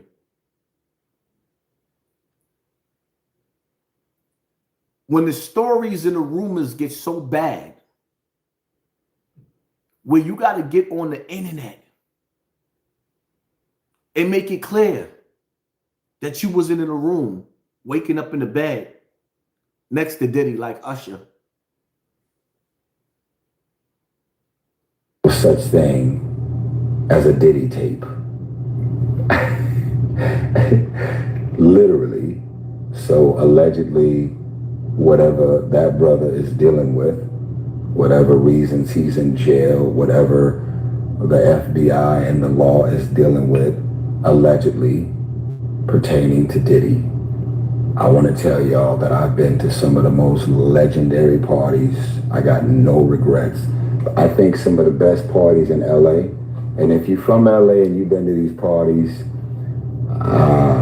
you would know that Diddy always had the most legendary parties that were always star-studded, the biggest and most legendary stars, white, black, Latino, Asian, billionaires, fashion, you name it. Diddy, hands down, from the Hamptons all the way to LA, all the way to his legendary New Year's parties that he would do in Miami. I got plenty of photos, proudly, like every other celebrity and star that went to his party. Anybody who's not on the internet talking about a Diddy party, you should be more concerned about them, allegedly, about what they did or what they on tape doing. There is no such thing, allegedly, as a Tyrese Diddy tape. That is a bunch of Donald Trump niggas in my comments trying to discourage me from speaking up and speaking out. This nigga lying. So listen.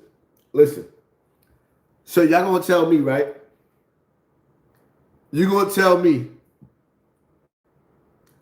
that Diddy wanted to party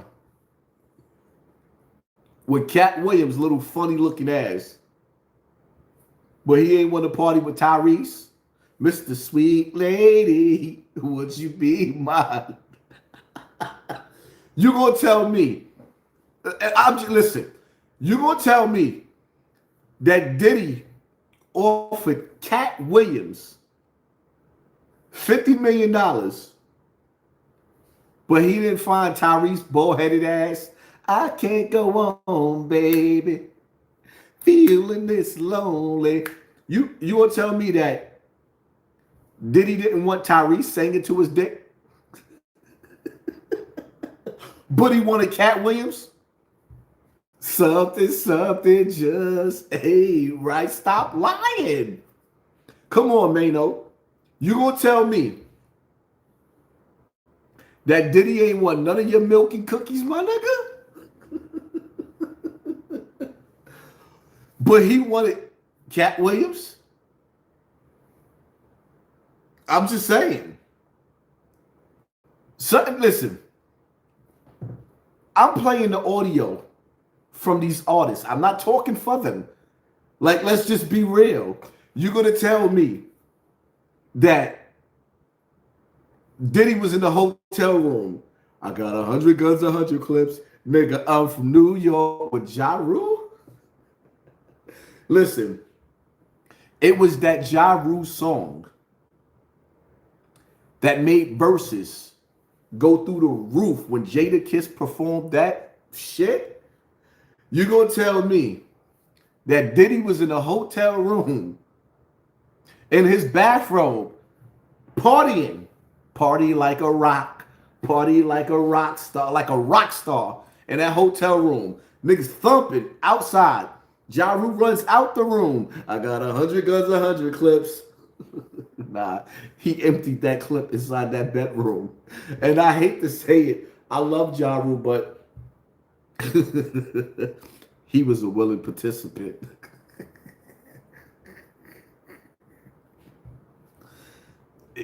Listen, y'all gotta listen to all of the evidence. This is evidence, exhibits from people who's lying. Because, listen, all I'm saying is there is no way in hell that you're gonna make me believe. There's no way in hell you're gonna make me believe that P. Diddy would try to sleep with Cat Williams and he wouldn't try to sleep with Tyrese. There's no way. Absolutely no way.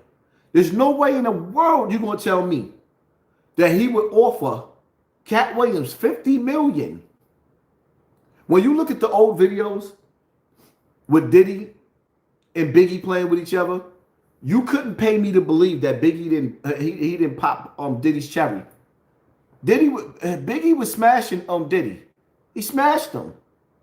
Black and ugly as ever. However, Puff kept him coochie down to the socks. Rings and watch filled with rocks. Nasty. The whole industry is nasty. Nasty. That's what you niggas signing up for. Yeah, that shit is blasphemy. The whole industry is nasty. That's why it's falling. And if you think you're going to skip the line and you're going to get around the Diddy obstacles, the Clive Davis obstacles, the Quincy Jones catching Tevin Campbell back in the days while he was singing, "Can we talk for a minute? Girl, I want to know." Look at Tevin Campbell. Look at that little nigga.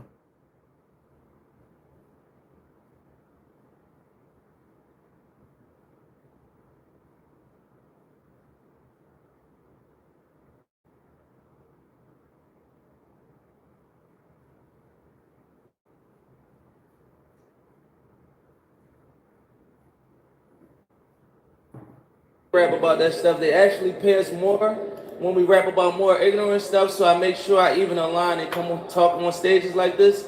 But you guys, the NAACP, open up doors for people like me to be able to power forward, because the things that fund us, that don't power me forward. You know, I just make sure, because I know better and I'm at an age point, I'm 36, They power is really went from when we 21 to 25, what we really don't know.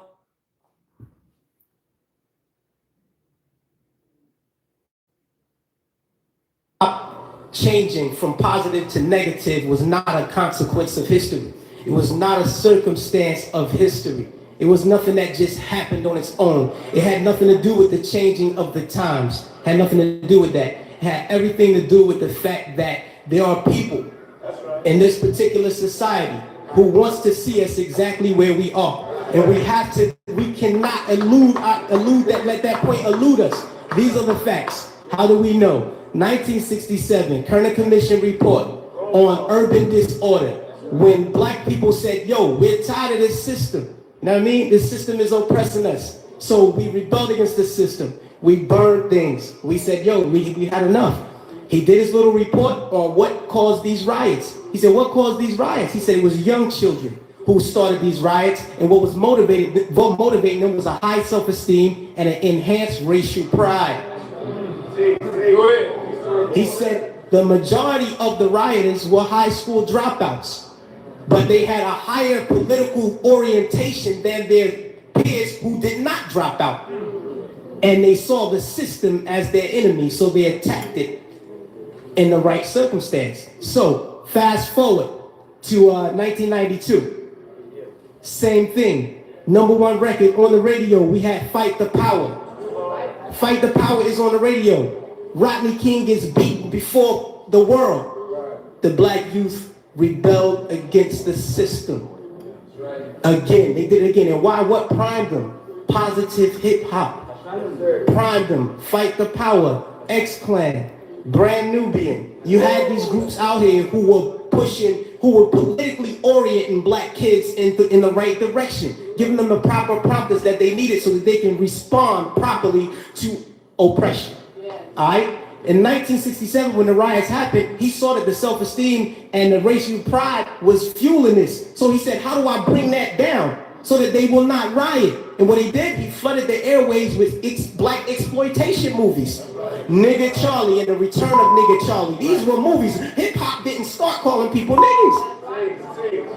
We had Shaft. We had Coffee. Black girl turned prostitute to do whatever, you know what I mean? But these black exploitation movies brought down the self-esteem and the racial pride so that the kids will not rebel against this system of oppression. 92, the racial pride was back in effect. We had black kids going to Dr. Ben Yuckin lectures. We were spending our money to go see Farrakhan speak as opposed to going to a strip club. This is where we were. The most coveted article of clothing was a historically black college or university sweater. We were motivating children towards positive attitudes and lifestyles. And when Rodney King got the beating, heads responded properly. Fast forward to our day. Sean Bell is shot 50 times in the street in New York by police officers. #1 song on the radio, Like a Lollipop. Nobody do nothing. Nobody respond to nothing. Trust me. Just like the brother, I believe it was JT, the bigger figure, who said that the label executives came to him and said, yo brother, we need you talking about guns and whores. Right. You know what I mean? That's right. That happens. I've been in those meetings with management and had to ask me, is what you're saying really what you believe so that we'll know how to market you properly? You know what I mean? This happens. Young Buck on his album, he has a song on his album that talks about police terrorism. The label said absolutely not. Jimmy Iovine said absolutely not. You cannot put that record on the album because it might create an atmosphere that might put police officers' lives in danger. Right. So they took the record off, but they let him keep the other 14 songs on the album that talked about killing black youth. So this is what we're dealing with. We're not dealing with a circumstance or consequence of history. You know what I mean? The environment that we're embedded in puts us in a situation where we feel we have to maneuver and play the game and water our message down. You know what I mean? But no, what happened was they intentionally shifted the paradigm to get us exactly where we are right now. For those of y'all that don't know, that's the brother Poor Righteous Teacher. One of the illest in the games that the industry will never allow. But you don't listen to how Meek Mills told you that they forced them to make music with us hurting each other? Then you take it back to the brother poor righteous teacher. He start kicking like y'all don't listen. I'm gonna tell y'all some real shit, right?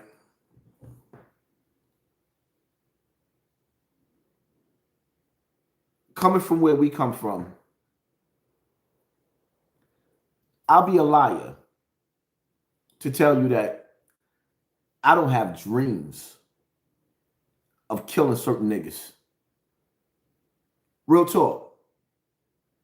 All jokes to the side. Throughout my years, I got friends that got murdered in these streets. I got a lot of enemies. And to keep it 100, I'm going to keep it all the way 100. The shit that pisses me off the most is me getting drunk, breaking down and going outside and getting shot by the softest nigga on this earth. I blemished my reputation. I got real enemies that if we get next to each other, it's kill or be killed. And then I got this bird ass nigga that certain people might put him in the highlight like, oh, this is the nigga that shot HASSAN Campbell, but he's really not like that. He's a dirty nigga that took advantage of an opportunity where somebody sent him on a mission. But in real life, real time, anybody that come from where I come from, that played in the streets, we all got unfinished business. But we battle with ourselves to do the right thing. Every day,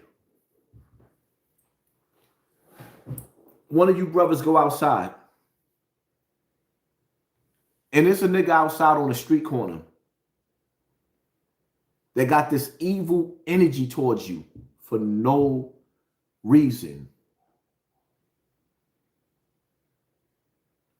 And you contemplate every day whether to just get this nigga up out of here because you don't even know what the problem is.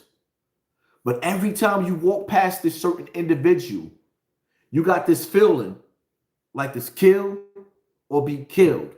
If you could identify and you feel this shit that I'm saying, press 1 in the comment section. Some of us be tested. You don't even know why you beefing with a muff. You beefing with a nigga. You don't even know why you beefing with him. But every time you go outside, you feel like it's kill or be killed. And you like, I'm trying my best to avoid this situation, but I don't like this energy. I wish I could tell y'all the story about the last time I felt this energy. If I told y'all the story, I'll go to jail tomorrow. So I'll keep my mouth shut. Because the last time I felt that energy, well, I said enough is enough.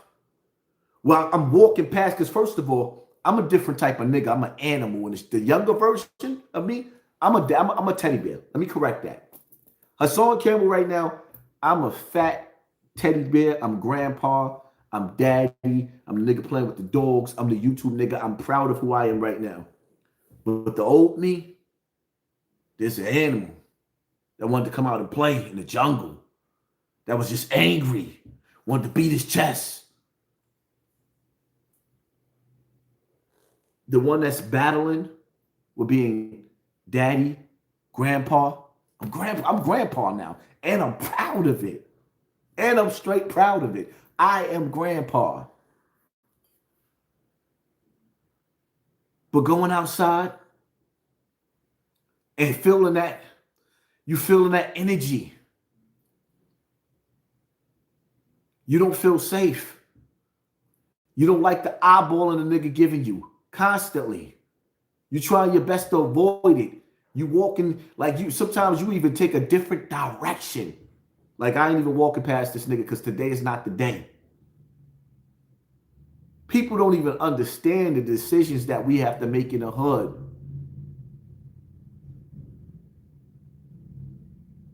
Some of these situations don't even be about nothing. Some of the people that got murdered that ain't here today, that didn't listen to that killer instinct in him. We burning candles and we don't even know why we burning candles. It was that nigga. The one that's looking at you every day. And he got a burning fire of hatred and you don't even know what you did to him.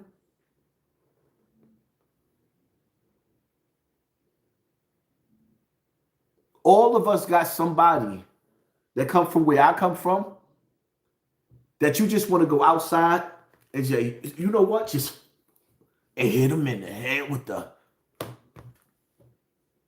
But you don't.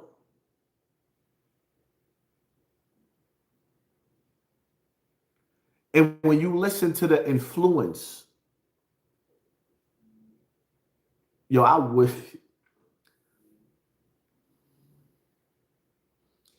Shh, shut up, Hassan Campbell.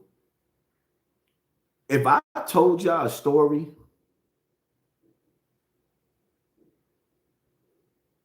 and it's certain, y'all be like, oh, shit, you did that? I did.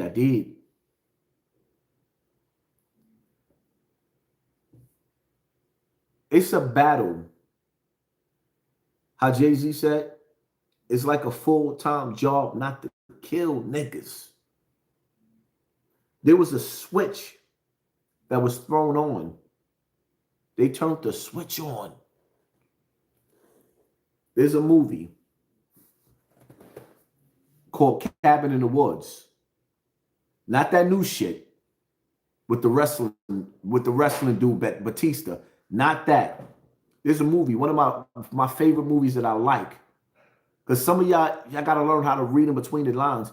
There's a movie called Cabin in the Woods. That's the assignment for everybody. That's gonna be the movie this week that y'all watch. I want everybody to watch Cabin in the Woods. If you've seen Cabin in the Woods, press West 1 in the comment section. Cabin in the Woods is a movie where it's sort of like a horror movie, right? Filled with scientists. And in the movie, it shows you how they threw certain switches. And each switch that they threw turned on a pheromone within you to make you react and do certain things and act a certain type of way. This is what we are dealing with in today's time. When you sit back and you look at the scientist that turned the frog, the male frog, into a male tadpole, into a female tadpole. Y'all don't think that a switch was thrown for your children to feel? You got a little boy that feels like he's trapped in a female body.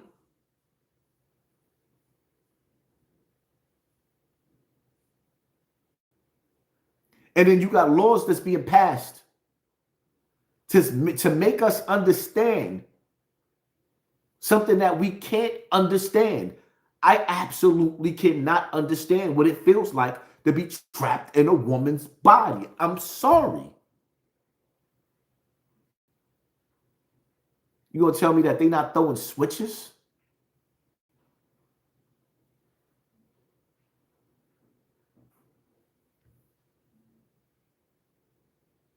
All you got to do is start paying attention. Like really, really look and watch.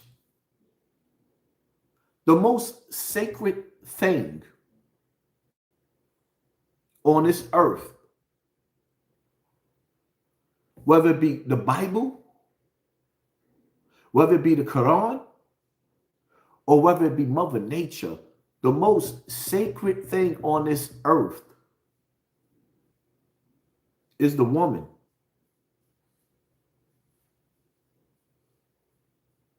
In the Bible, it says, honor thy mother and father, for the days will be short. They always told me, because of the way I loved on my mother, the way I loved on my father, you're going to live a long time. Most people that knew me will tell you, like, damn, niggas didn't expect me to live past 20. Shit was that real. Don't get this internet shit fucked up. Shit was real, nigga. I grew up in the streets getting busy and running with legends. I was the muscle. Y'all gotta, let me help you understand something, right? Most of my friends that you see me with is 10 years older than me. Why you think I'm the dudes? There was a reason why I was around all them older dudes.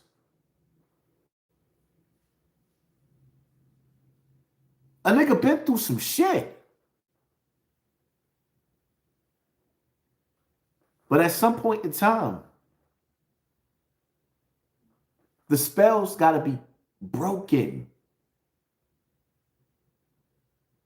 When you sit back and you watch these TV shows,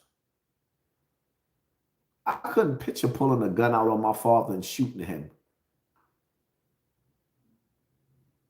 So when you got niggas like the brother from Power, and he's speaking out, and he hate the way it ended, I hate it the way it ended because it's disgusting. I couldn't picture being Tariq. When I watch that show, I don't root for Tariq. He's disgusting. He is despicable. I couldn't picture being a role that 50 Cent played where he come home and kill his son, but he saved Ghost's son. Do you see this ignorant shit? I couldn't picture being Mary J. Blige, sending her kids to kill her son's father.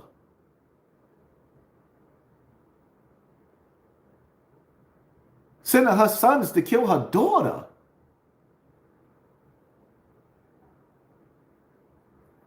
Do y'all see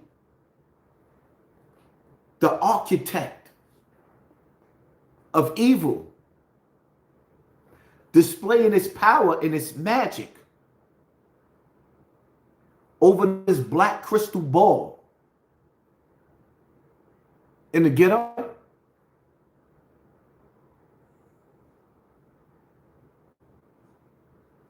Nobody else treats their people the way we treat our people.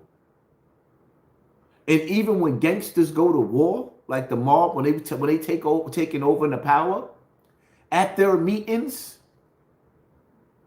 one of the videos that I play all the time, I'm not going to play it tonight, was that scene from The Godfather, where he's telling them, we're going to let y'all sell drugs, but just make sure you only sell it in the nigga community.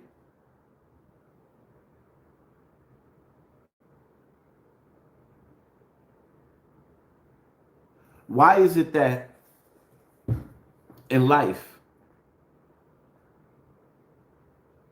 the people that hurt you the most is the ones that you love, aka the black community? Shall we begin?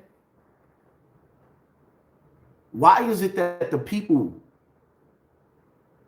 that hurt you the most is the ones you love?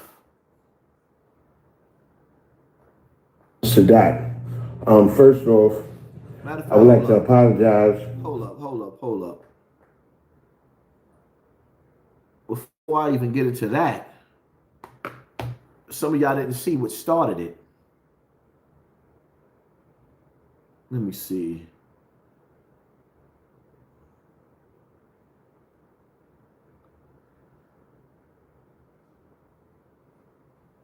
Big issue with HASSAN Campbell. He one of the toughest niggas who got his doodle hole destroyed. To me, I don't understand, I understand it, and it's a traumatic thing. That's how the fuck I feel. No. It wasn't his fault. Word. But humble yourself. And I just don't understand, at a certain age, I'm not getting violated by no maybe I came up with a different set of understanding, or I don't know how the logic got twisted in that, and I don't speak on no man, but me, Sadat, I know I'm not getting violated. And for the record, I just said, for the record, I just wasted my time because Ron's gonna delete that. I know. So this is how 60-year-old men feel about the 12-year-old Hassan Campbell, because the judgment that y'all passing on me today, y'all talking as if I allowed a grown man to do this to me. In my 48, me being 48 years old, in my 30s, in my 40s, in my 20s. We're talking about me as a 12-year-old, and this is how senior citizens, instead of sitting up there saying, yo, we should have protected that younger brother, we should have been there for that younger brother, what could we do to help your mental health? Y'all actually taking shots at me because you can't stand to see the success I've made off of my childhood trauma. But we're going to go live on this topic because I got a whole lot to say about these senior citizens. Stay tuned. We go live on YouTube. So after that video, I went ham on my last live on Sadat X. And after that, this is his response. Sadat, first off, I would like to apologize to the brother Poppy from Bronx River. I spoke on a situation that I shouldn't have spoke of, and I was totally wrong. If you do know him and you know his situation, I can only imagine being young and putting your trust in somebody that you admire and respect and hold in the utmost esteem. And I was totally insensitive to that. You know, I was wrong. I allowed myself to go on the platform, get out of sorts, and be insensitive to that situation. You know, and I would once again apologize to Poppy from Bronx River, his family, his supporters, people that love him, you know, and I wanted to do this before it turns into a media circus, you know, because, you know, once it gets on these platforms, people run from it and everybody got their own opinion. So I'm trying to reach out to him so I can tell him, man to man, that I apologize. But once again, I apologize. I was out of sorts. Shouldn't have done that. Anybody that's been in that situation, like I said, I can only imagine the traumatic experience that you got to go through life every day with, and I was wrong.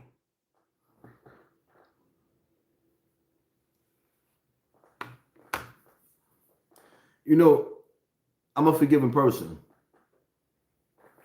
But it's like,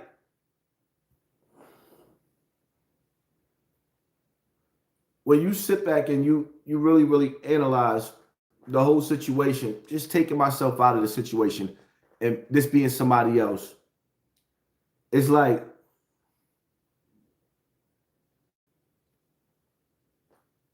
niggas done heard dudes being tore apart in jail by them dudes like Arabisi. And for me, you know, it's crazy, right? Because I didn't do much state time, right? When I went to jail, Rikers Island, I had bodies, attempted murders, and I beat my cases. My murder case, I copped out to assault in the first, and because of a lack of evidence, and I did 1.5 and 4.5. I spent 3 years on Rikers Island, so I went upstate, right? And it's crazy because when I went to Washington Correctional Facility, I was there with Fulo. Anybody that was on Rikers Island, I was there with Fulo, I was there with GT, and a few other brothers, right? There was a dude named Leroy there, and there was a dude named G Money. G Money's from Co-op City, older dude, right? So, make a long story short, I'm in the housing area, and there was a little Puerto Rican kid that he was being taken advantage of by some Brooklyn niggas, and they was doing him dirty. So when I found out about it, me, GT, a few of us, Fulo, all of us, we was having a conversation about it, and the dudes that was doing it, they came out of nowhere and they was willing to fight to keep on doing that to that little Puerto Rican kid. And we was about to get it on in the middle of the house. So the dudes that ran the dormitory that we was in Washington, niggas is like Leroy and G Money was like, nah, this our house. You know what I mean? We gonna take care of that. So make a long story short, Leroy went in the bathroom with one of them, and nobody seen the fight, but you could tell Leroy like put the beats on dude because he packed the shit, and G Money and the other nigga went knife to knife in the middle of the day room in front of everybody. And that's one of my moments in jail that showed me a different side. Like, that was a meaningful battle when niggas got it on. And for the most part, G Money and the dude Leroy, niggas won. They came up on the upper hand.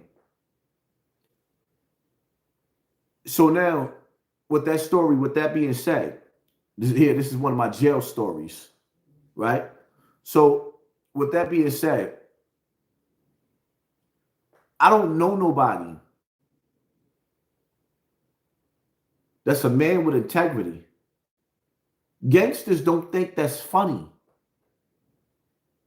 There's nothing funny about a man being taken advantage of, or rather a boy being taken advantage of by a grown man. So when you niggas are sitting up there talking about, or you sitting up there, you saying you sorry, I gotta question who you are and your integrity as a man, especially then when you sit back and you listen to this dude explain. Keywords is everything. Peace, y'all. It's Sadat. First off, I'd like to apologize to the brother Poppy from Bronx River. Sorry. I spoke on a situation that I shouldn't have spoke of, and I was totally wrong. If you do know him and you know his situation, I can only imagine being young and putting your trust in somebody that you admire and respect and hold in the utmost esteem. And I was totally insensitive to that. You know, I was wrong. Allowed myself to go on the platform, get out shorts, and being sensitive to that situation, you know. And I would once again apologize to Poppy from Bronx River, his family, his supporters, people that love him, you know. And I wanted to do this before it turns into a media circus, you know, because, you know, once it gets on these platforms, people run from it and everybody got their own opinion. So I'm trying to reach out to him. Before it turns into a media circus, you realize what you did was ugly, and you realize that the times that we living in, you're really not sorry. You just want to protect your integrity because you work in a job with professional people, and professional people would actually see this video and see how you made fun of a child victim, and now you want to put the fire out before you look like the piece of shit that you is? Huh? If y'all agree with me, press 1 in the comment section. If I'm wrong, press 2. Hypnotized. No man can judge you, Haas. Mike Tyson, Sugar Ray Leonard, many great men were taken advantage of growing up in the ghetto. Thank you, family. Appreciate you. Before this get out of hand and people recognize you for a piece of shit, then the people at your job, because it looks like you work in a hospital. So now the professional people at your job, when they look at you, they start to look at you for the true nigga that you is. Because the secret is out the bag. All of you dudes inside that industry is the same way. Because even the dudes that figured out how to finagle their way around shit, you still had to keep the code of silence.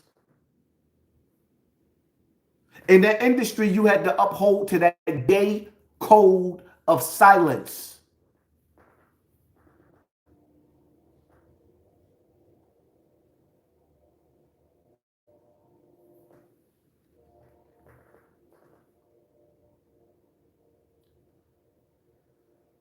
That gay code is silent.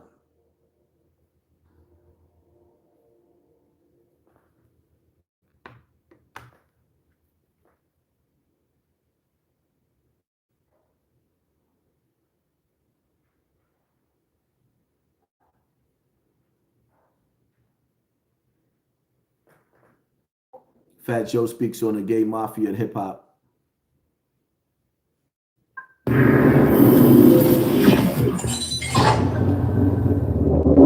What do you think about the Mr. C charge? When he pled guilty? Yo, Vlad, stop. Mr. C's a legend, man. More power to him. I don't know what his situation is. I ain't looking to the case. I'm not copping out either. I ain't looking to none of that. Did that surprise me to the millionth percent when I heard it? But once again, whatever his preference is, it's up to him. You know what I'm saying? I ain't here to tell nobody what they do or whatever they get, what's right or what's wrong. We asked, I remember I interviewed Mano, and I asked him if he would ever do a song with a gay rapper. Mm-hmm. And what he said was, he's pretty sure that he already has. Do you think that I'm pretty sure I've done. Do you think you've done songs with gay rappers? Yeah, I think I've done songs with gay rappers. I'm pretty sure of that. I'm pretty sure of that. You don't have to name names. I'm pretty sure the football niggas is gay. The basketball niggas is gay. There's millions of gay people in the world. Yeah, girls too. Like they just, for some reason, once again, I'm not a fan of that shit either. I'm a fan of, yo, I'm gay. What the fuck? Like, 2011, you gotta hide that you're gay?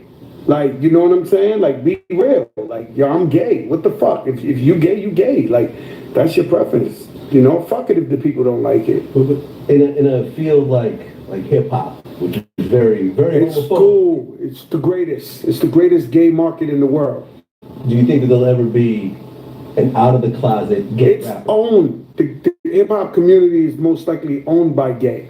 To be honest with you. Do you think there'll be they're owned by gay. I happen to think there's a gay mafia in hip hop. Right. Not rappers. You know, the editorial presidents of magazines, the PDs at radio stations, the people who give you award at award shows. This is the fucking gay mafia, my man. Right.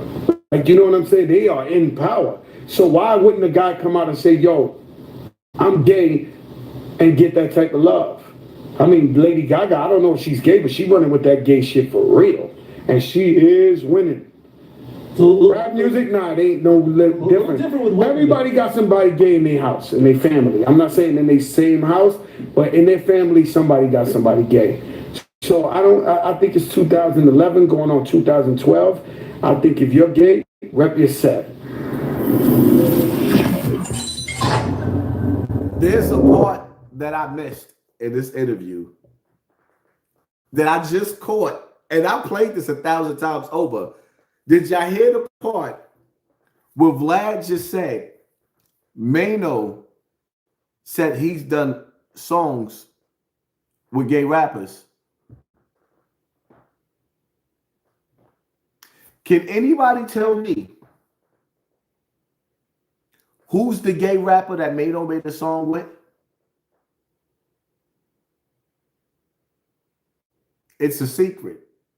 Because none of us know exactly who Mano made a song with that was a gay rapper. Not only do we not know who is the gay rapper that Mano made a song with, but we also see Mano protecting who? Nigga said Jim Jones? Oh, nah. Nah, we ain't gonna do that to Jim Jones. Listen, I go hard. Fab.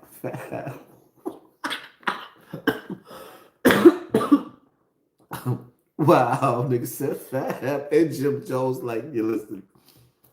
I go hard.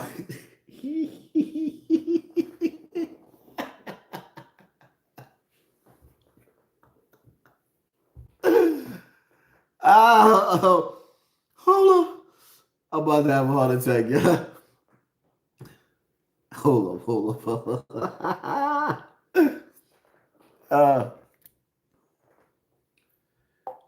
Drink Champs, did he want to party with Fab? Drink Champs, did you want to party with Fab? Mr. Lee, yeah, I love this drink. Where you put my bag I like at? when you like this, Daddy. Yeah, where you put my bag Daddy, at, I like Mr. when Lee? you It's right scrambling here, and scraping for shit. No, I got I notes like and that. shit. You know, I've been practicing. I got I like that, Daddy. Mr. Lee, yeah, I love this drink. Where you put my bag I like at? when you like this, Daddy. Yeah, where you put my bag Daddy, at, I like Mr. when Lee? you It's right scrambling here, and scraping for you. Scrambling and scraping for shit. No? Okay, yeah, I'm not gonna go over with that one. Make it work. It's your birthday every day. Every day's a birthday on Drink Champs, goddammit. I'm in. Where I look back on where I became. Did you miss me though? For real? Because I'm saying, it seems like a thing. I It's miss his partying birthday with party. Puff, man. Man, but I'm talking about for your birthday. Huh? Why won't you party with me for your birthday, man? Yeah, we partied for my birthday before. You came to my party. No, but man, you ain't never really party. You know what I'm saying? Eyes. Ain't really party, baby. Everybody put 3,000 in the building. Eyes, brother. Eyes. I understand. You know what I'm saying? Yo, okay. So check this out. It's me, Tyrese, Ray J, and F. Gary Gray. You know, I'm a type of nigga, I like variety, man. I like people that's unpredictable. You know what I'm saying? I like different personalities. So I was like, I never knew they would become what they are today. But you know what I'm saying? But like, you know, that sounded like the type of night I want to have in Vegas. You understand what I'm saying? Okay. So that's the type of night he wanted to have in Vegas, nigga. So Tyrese kept on talking. This is a Floyd fight, right? Yeah. And Tyrese keep on talking about like how you got to get back for church. And we just like, yo, the night ain't start. You got to get back for church. We in motherfucking Vegas, nigga. We're like, you can go to church next week. You know what I'm saying? Sending your thing. You know what I'm saying? Number we in Vegas. Don't be bringing God into the situation. Don't bring God into this situation. You know what I'm saying? F. Gary Gray is like, nigga, shut the fuck up. You know what I'm saying? Then you got Ray J. So Ray J. Nah, hold up. Yo, we discovered this together. The nigga said Tyrese. He said, nah, nigga, we in Vegas. You could go to church next week. Ooh. The truth gonna come out, my nigga. Yo, did the truth. See, come on, man. Y'all gotta make sure y'all hit the like button because the algorithm, you got people that's mass flagging while we live. And then when we finally get 3,000 people in the building, they pulling the numbers back down. You gotta start hitting that like button, man, so we can keep this momentum going. We know we ain't supposed to have no little ass, light ass 3,000 people in the building. That's star numbers. We supposed to have 10,000 people in the building. They're not letting us. Back to the topic. Hold up. I gotta rewind this shit. Because you know sometimes when you watch a movie, it's like every time you watch a movie, you hit a new scene. So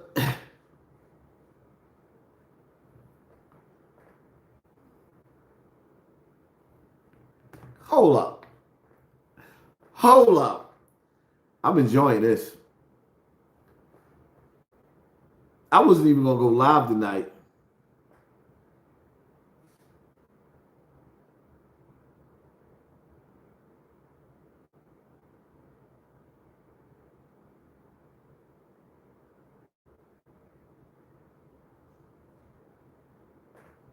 Ain't never been gay.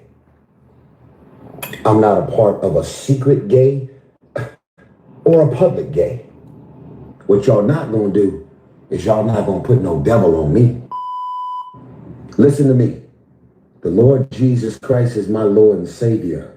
You understand that? Ain't no devil worshiping over here. Ain't no gay. Ain't no download. Ain't no secret society. Ain't no Illuminati. I cast demonic spirits away from me every day. I walk strongly with my beliefs. Hello? Can y'all hear me? No. TikTok. You're lying. Whoever putting all the little scary music behind the videos, Tyrese is sacrificing his friends. Sacrificing who? And if I'm sacrificing my friends, since y'all out here creating your little fancy videos, Why my bank account ain't changed? Where's the private plane? Where's the life? Where's the lifestyle? Goofy. That ain't no dress. That's called it's called a kundota. That's what you wear in the Middle East. It's not a dress. There is no sacrifice. There is no, what do you call it? There is no ritual.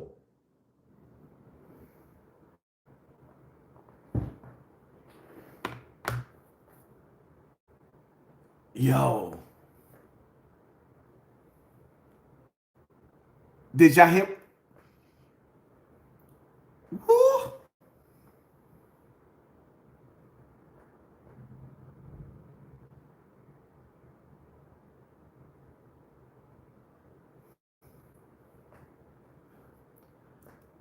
The nigga Puff told on you, my nigga.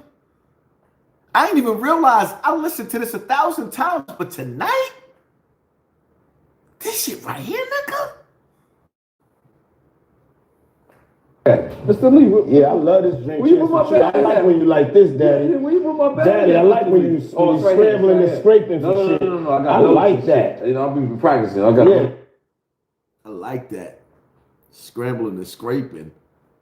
Yeah. Mr. Lee, yeah, I love this drink. Where you put my bag? I like when you like this, Daddy. Where you put my bag? Daddy, I like when you scrambling and scraping. When you scrambling and scraping for shit. No. Okay, yeah, I'm not gonna go over with that one. Make it work. Just blow it out. It's your birthday every day. Every day's a birthday on Drink Champs, goddammit. I'm in. Where I look back on where I became. Did you miss me, though? For real, because I'm saying, it seems like a thing. I miss his partying birthday with party, Puff, man. Man, but I'm talking about for your birthday. Huh? Why won't you party with me for your birthday, man? We partied for my birthday before. You came to my party. No, but you ain't never really party. You know what I'm saying? Eyes. Fab acting like eyes, brother. Eyes. I understand. You know what I'm saying? Okay. So check this out. It's me, Tyrese, Ray J, and F. Gary Gray. You know, I'm a type of nigga, I like variety, man. I like people that's unpredictable. You know what I'm saying? I like different personalities. So I was like, the nigga said, me, I'm a nigga that like variety. Look at Fab's face. Like he's on punishment. Father God, in the name of, please get me about. He's praying to Jesus. I'm assuming. Father God, in the name of Jesus, please get me out of here. The nigga Puff just say, because me and Tyrese, I like variety. Look at Fab's face.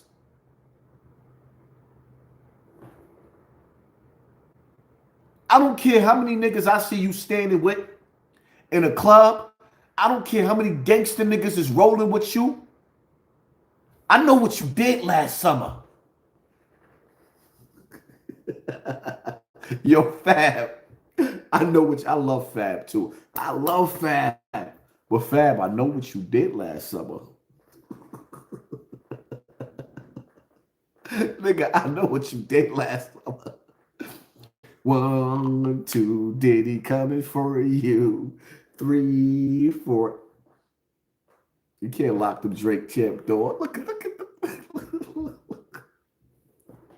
I never knew they would become what they are today. But you know what I'm saying? But like, you know, that sounded like the type of night I want to have in Vegas. You understand what I'm saying? Okay. That sounded like the type of night I want to have in Vegas. The night that he had with Tyrese. Tyrese is talking about you. He's talking about you, Tyrese.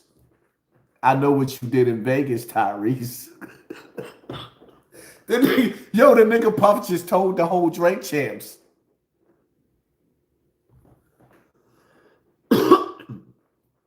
Wow. So Tyrese Kept on talking. This is a Floyd fight, right? Yeah. And Tyrese keep on talking about like how you got to get back for church. And we just like, yo, the night ain't start. You got to get back for church. We in motherfucking Vegas, nigga. Like, you can go to church next week. You know what I'm saying? Sending. Nah, Tyrese. You ain't going to church. You in Vegas, my nigga. Tyrese tried to tap out. I gotta go to church.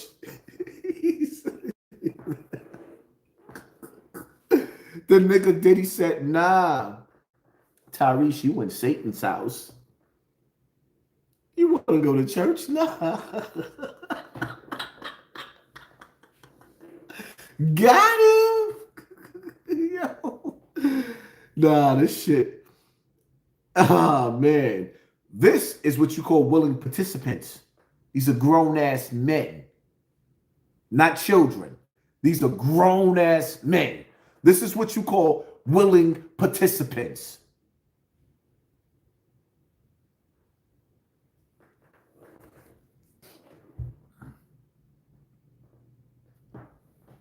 Like, you got to get back for church. We in motherfucking Vegas, nigga. Like, you can go to church next week. You know what I'm saying? Sending your thing. You know what I'm saying? No, but we in Vegas. Don't be bringing God into this situation. Don't bring God into this situation. You know what I'm saying? Every Gray is like, nigga, shut the fuck up. You know what I'm saying? Then you got Ray J. So Ray J is like just really like feeling like Ray J right now. You know what I'm saying? So Ray J is feeling like Ray J right now. Ray J, how was you feeling? Ray J, how was you feeling? Ray J, how was you feeling, my nigga?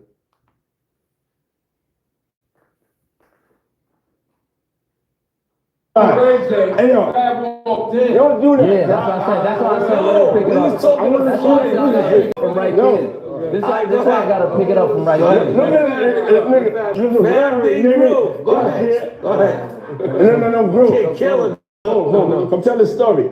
Bro, we're intoxicated.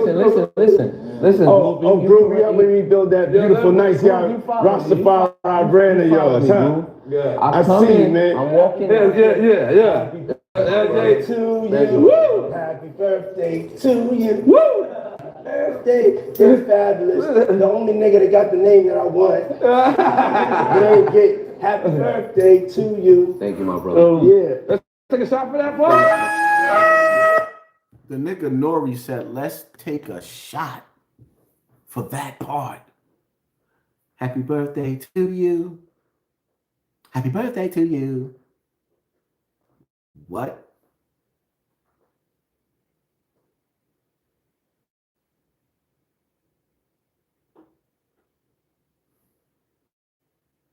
Sometimes if you listen, it's sad because the evidence is all over the internet. It's there.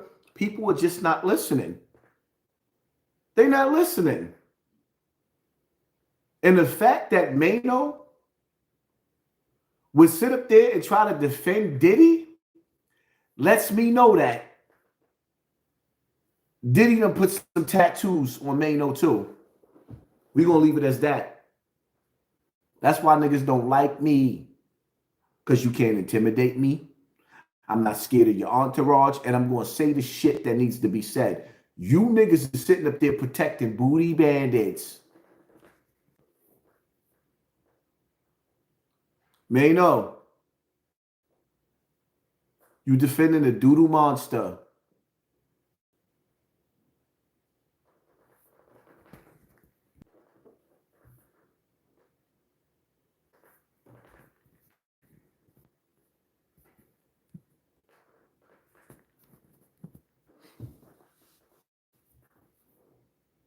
Mano, you sitting up there defending the doodle monster. Nigga Tyrese tried to go to church.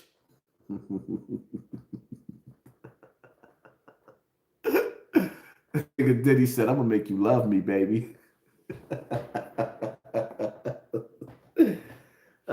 man, I'm playing myself. How did you get here? Nobody's supposed to be here.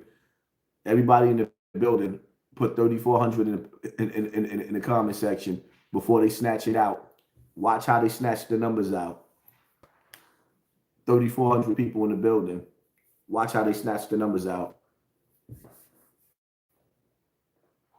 Now, how we go from 3,400 to 28?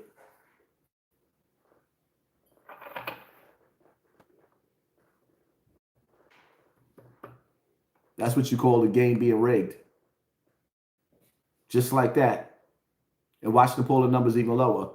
They're going to kick people out because they're trying to keep the channel from growing. They don't want a nigga like me really, really waking you up. Now we at 27. Watch the numbers keep dropping.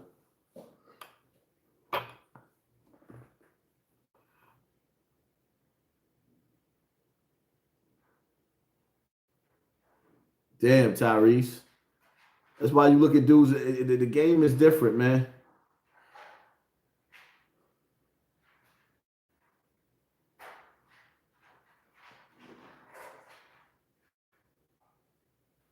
So we went from 3,400 to 2,300. They took 1,100 people out of the building. 1,100.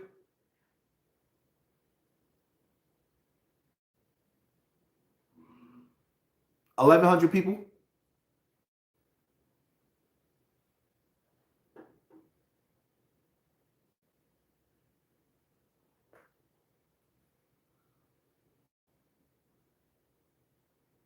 That's why I said I'm gonna retire this whole channel.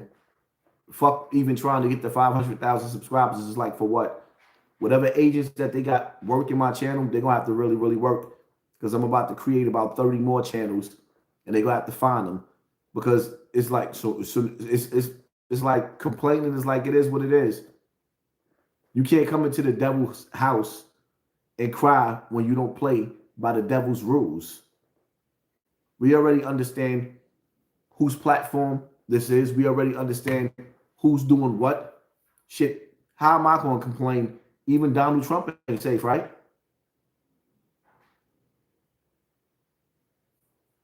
I mean, he's sitting up there trying to defend the same people that killed Jesus, and they won't even defend him. He's not even safe with them, right? Like I said, there's a war going on outside. No man is safe from. What y'all got to understand is you're gonna deal with a financial battle. You're gonna deal with the physical battle, the mental battle. It doesn't stop. And how Tyrese said on that interview, they asked him. He said, on every level, there's a new devil. They asked him, yo, where you hear that from? You heard it from me, motherfucker. Because that's what I teach. On every level, there's a new devil. When you get rid of a shaitan on one level in your life, there is a new one that you have to battle. Life is a test until you hit the grave. When you get 6 feet deep, that is the final chapter. The test doesn't stop there. You're going to be tested every day in your life. From a newborn baby to a shriveled up elder. The battle, the test, the belief, the struggle, it doesn't stop.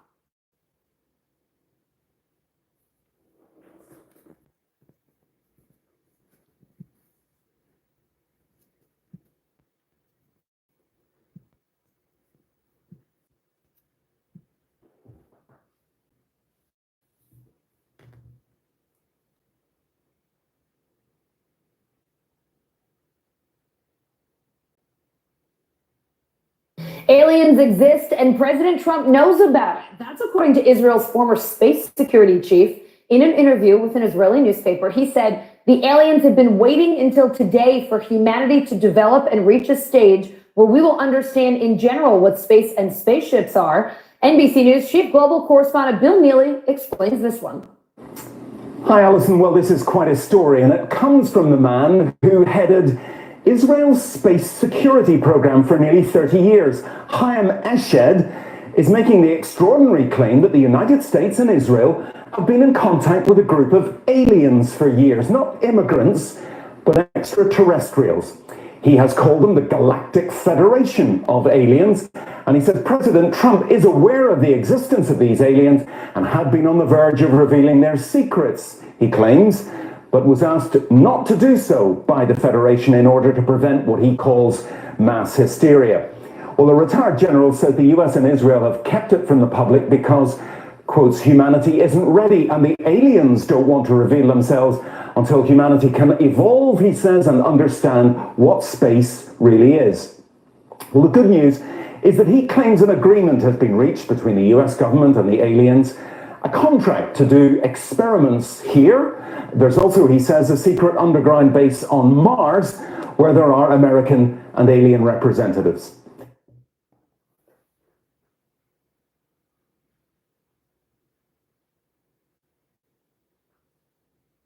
Is the prequels to the beginning of The Matrix. Sarah Connor is actually Neo's mother. So JC, John Connor's Jesus Christ, grows up to being Neo, one and the same in The Matrix. The Matrix is in the future. The Terminator is the past. It's time travel, past, present, and future time travel. It's the second coming of the Christ, the evolutions of consciousness, man versus the machine.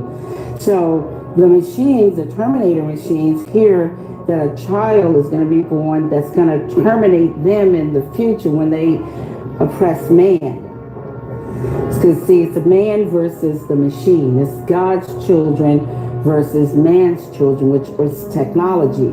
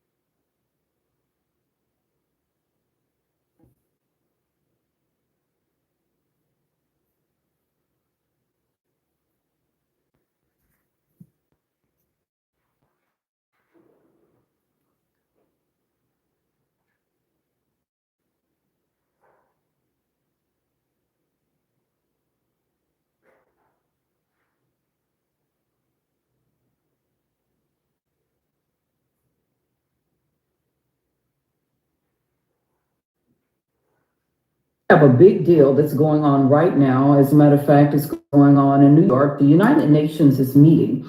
And right now, they are discussing how they will take sovereignty from all countries in the world. All countries who are members of the United Nations or who are members of the World Health Organization, who they are discussing whether you give up national sovereignty in the case of whatever they deem is like a health emergency. If this does not scare you, I can't tell you that anything else that will. We've been hearing about this new whatever order for many, many years, but let me tell you, it is right here in our faces. And right now, they're doing all of these things because they're very afraid that Donald Trump might win again. And let me tell you what Trump did. When he was president and he went to these organizations, he ended our relationship with the World Health Organization because he saw what they had planned, that they had planned to go in and create emergencies and then say because of those emergencies that they created, that then they had the power to supersede any other country's sovereignty. They were superseding our U.S. Constitution. That is what they're meeting in New York for tomorrow, which I believe is September 23rd. if I'm not mistaken. That is what they're meeting about. If that does not scare you, that a non-government organization, and do you understand that organizations like the World Health Organization, that's basically funded by billionaires like Bill Gates, who believe in over-vaccinating people, and we know what happened with him in Africa, and if you don't know, then you can go to YouTube and find out, or you can go to X and find out, because, you know, if you're looking for something and you use Google, you know it's not going to come up. But anyway, I wanted to make sure that everyone understood what a terrible situation we're in right now. Biden, we understand, is over there doing whatever. But right now, they're pushing all of these agendas that they know are detrimental to 99% of the people in the world. If this happens, then we will not have a U.S. Constitution. You understand that? Then you have people that no one voted for. We did not vote for anyone in the World Health Organization. And I will tell you about these organizations like this. These organizations are put together. These wealthy groups decide that they want to create an organization that's going to be over health care. And so that's exactly what they do. They create their own little organizations and say, guess what? We're going to be over health care, and we're going to be able to go and do just like they did in Australia. You know, in Australia, they went and took the kids from their homes or took them from schools and vaccinated them without their parents' consent. You know that they can do that. They also have these camps that they call it, so that if someone has whatever pandemic or plandemic they have at the time, they can go and take the people out of their homes and put them into these camps. They are meeting about that in New York City tomorrow. Okay, U.S. senators, Republican senators, are opposed to it. Harris, Biden are in favor of it. They're in favor of giving up our U.S. sovereignty.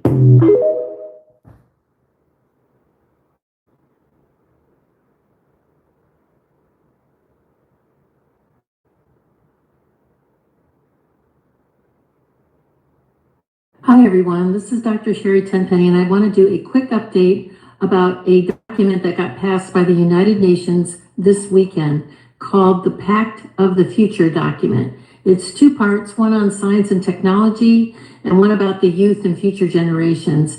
It is quite egregious, and it was done by a procedure called the silence procedure, which makes it a pact. And if no one objected, it is automatically adopted and put into the record as being completely adopted. This is the World Health Organization's runaround, or end around. Since they were not able to get the World Health Organization treaty passed, they decided to take it to the General Assembly. And it is even more egregious than what the World Health Organization was wanting to get passed. Let me just read you something really quickly about what is inside of this pact that is now being accepted by 193 nations around the world and equally open-armed accepted by our current administration. Everyone, it says that this is the power structure, fully digital and maximized for the control of the masses. Everyone will be expected to have a biometric digital ID that marks them not just as citizens of an individual country, but as a global citizen. So anytime you hear global citizen or anytime you hear sustainability, think that this is an egregious thing that's happening at the level of the World Health Organization and the United Nations. Anyone that has a dissonant opinion will be labeled as misinformation, disinformation, or malinformation and memory hold. Perpetrators for unapproved information will be fact-checked and punished by the system, which will be operated and enforced by artificial intelligence. Punishments will include being locked out of one's bank account, being unable to make certain purchases, unable to get on an airplane, on a subway, drive on public roads. This is the future, according to the world's self-appointed overlords at the United Nations. These are unelected bureaucrats that are making decisions about our country, our sovereignty around the world. Nothing could be more important at this point in time than to get prepared, have water, food, digital access, flashlights, a way to communicate with family and friends. Now is really the time to get involved and get prepared because this is what's coming. Our Congress is sitting on its hands. There was a press conference on the 17th about this, and no further action has been taken. So it's up to us to mobilize and to go forward, particularly with your local sheriffs, to get your constitutional sheriffs to say, this isn't going to be allowed in my county. Thank you very much. Take action. We've been talking about the onset of one world order, one world government, one world religion, one world money for a long time. Well, it's no longer coming. It's here.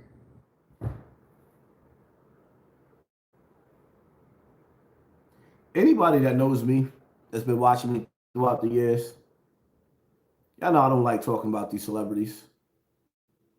I don't care about these puppets. How Prodigy said, there's a war going on outside, no man is safe from. And before Prodigy died, Prodigy was speaking out against Jay-Z and letting y'all know that that nigga sold out. He's part of that devil worshiping clique. Who do y'all believe? Y'all believe in Prodigy? Or you believe in Jay-Z?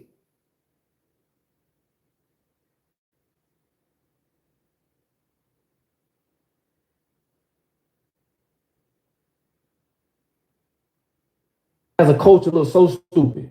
Charleston White can walk around and talk about nothing but black people, talk bad about your ass and become a millionaire in the process. Wow. We are some ignorant ass people. Other cultures you will never fucking see this. Tell me another culture where a guy walks around podcast to podcast. I mean, you got niggas paying for another nigga to talk about his own people. Tell me another culture that do that. Now we finna get to them. This where the rubber meets the road. All that stupidity shit. Like what I say, man. We're so engulfed in entertainment. We'd rather be entertained than be informed. Wow. And I'm gonna say this. I'm not hating him or nobody else.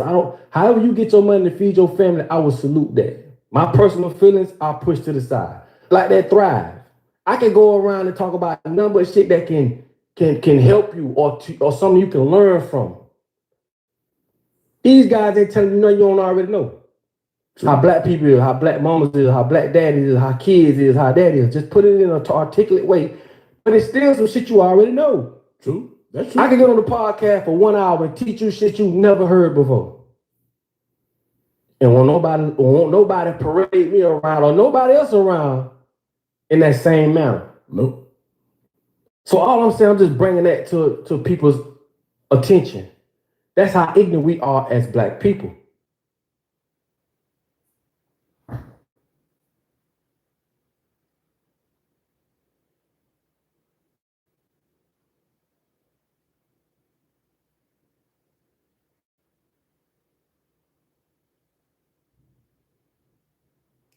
This shit is easy to me. I could do this all night long, all night.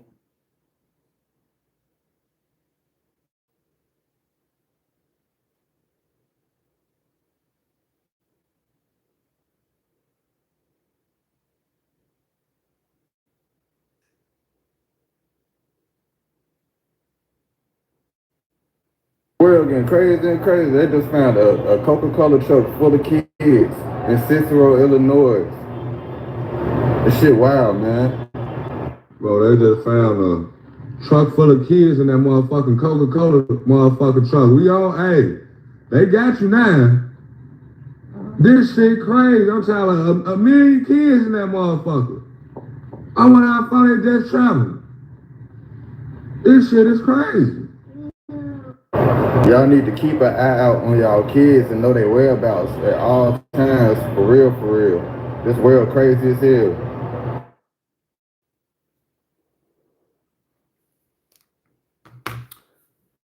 When I was growing up,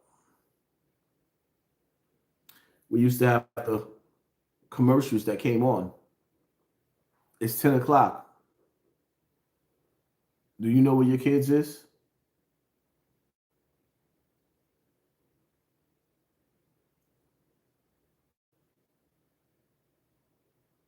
Some of you fathers out there,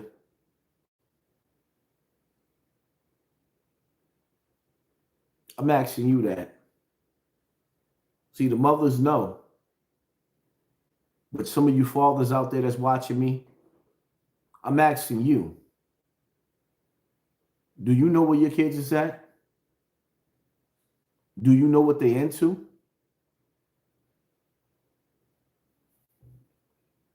Stop leaving all the responsibility on the females.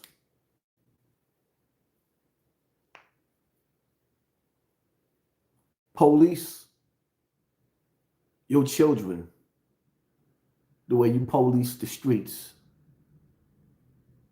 Take pride in your children the way you take pride in the streets. Swear that badge of honor to your children the way you swear that badge of honor to your set. Peace, Almighty. Peace, blood. That blood runs through the veins of your children. Not them corny ass niggas that's gonna tell on you after the district attorney and the DEA and the FBI get involved. How Jay-Z said, it was all good just a week ago. Funny what?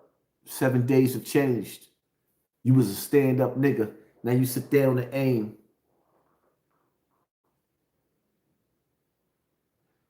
All your children want to do is see your face.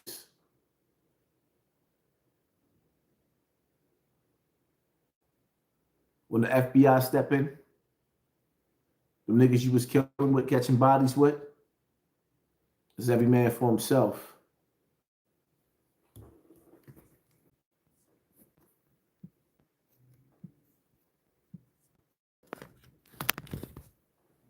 Yeah, they doing us dirty. They wouldn't let me resume the stream. Yeah, whatever agent out there, that was a nice try. That was a nice try. That was a nice try. They don't want the numbers going up. They're going to do everything in their power for the numbers not go up. They don't, y'all see it. Y'all see it. That was a nice try.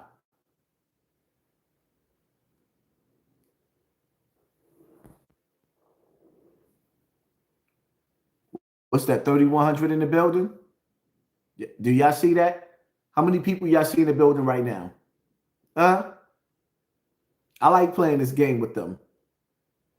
These little ass numbers y'all giving me, knowing I should have 10, 15,000 in the building. Easy. How many people? How many people you seen in the building? Okay, so now y'all bringing it down to 21, 29. I know we see you. Yeah, let's have fun with it.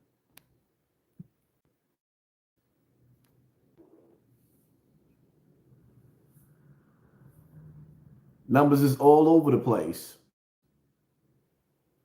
But it's crazy though.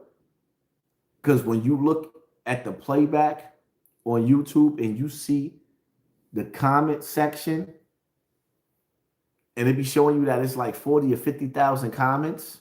Like, for real? There was that many people in the building?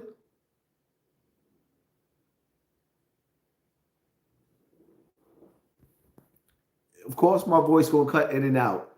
They trying everything to sabotage a real one.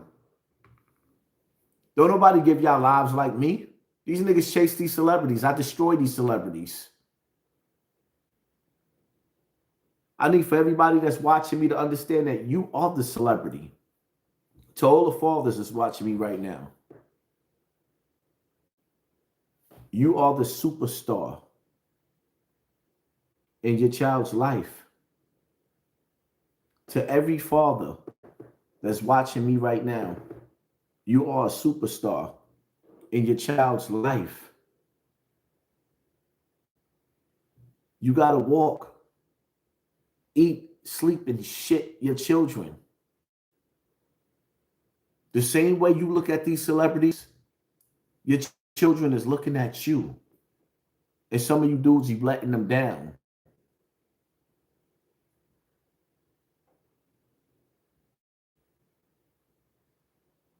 These babies ain't asked to come to this world to be here. And I know some of you dudes is getting tired of these nappy head hoes that's broken, that got daddy issues, that hate men, but you don't call them gay because they hate men. I know, I understand that. You got to figure out how to make a way out of no way, because your number one mission is to go get that little kid that look at you like you Michael Jackson. You the Michael Jackson in your child's life, but you're not acting like the Michael Jackson in your child's life. You the Chris Brown in your child's life. What that nigga Prince said, I will die for you.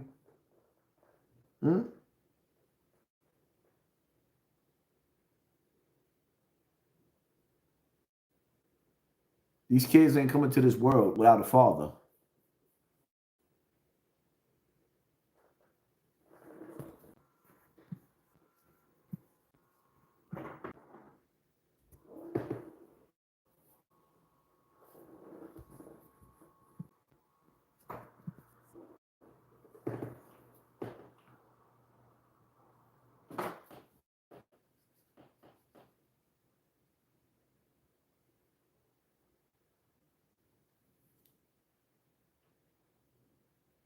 Yeah, I see they glitching my voice. I see what they doing. They spend billions of dollars to keep us dumb. You think they're gonna spend money? They're gonna actually pay me and allow me to undo the evil that they're doing? And they keep pulling the numbers down.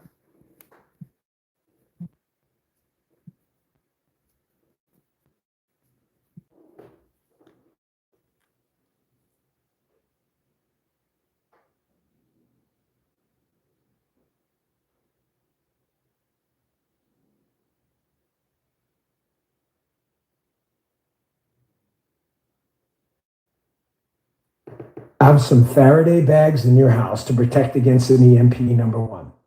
You can put these EMP protection devices on your car in your home. You should have a generator just after the Generac debacle. I cannot recommend this company yesterday. What a mess. You should have a generator. You should have an extra supply of gasoline, safely stored, of course. Be very careful with that. You should obviously have water filtration, and you should have a way to bottle water, if not bottle water itself. You should have firearms. You should have ammunition that works and properly stored.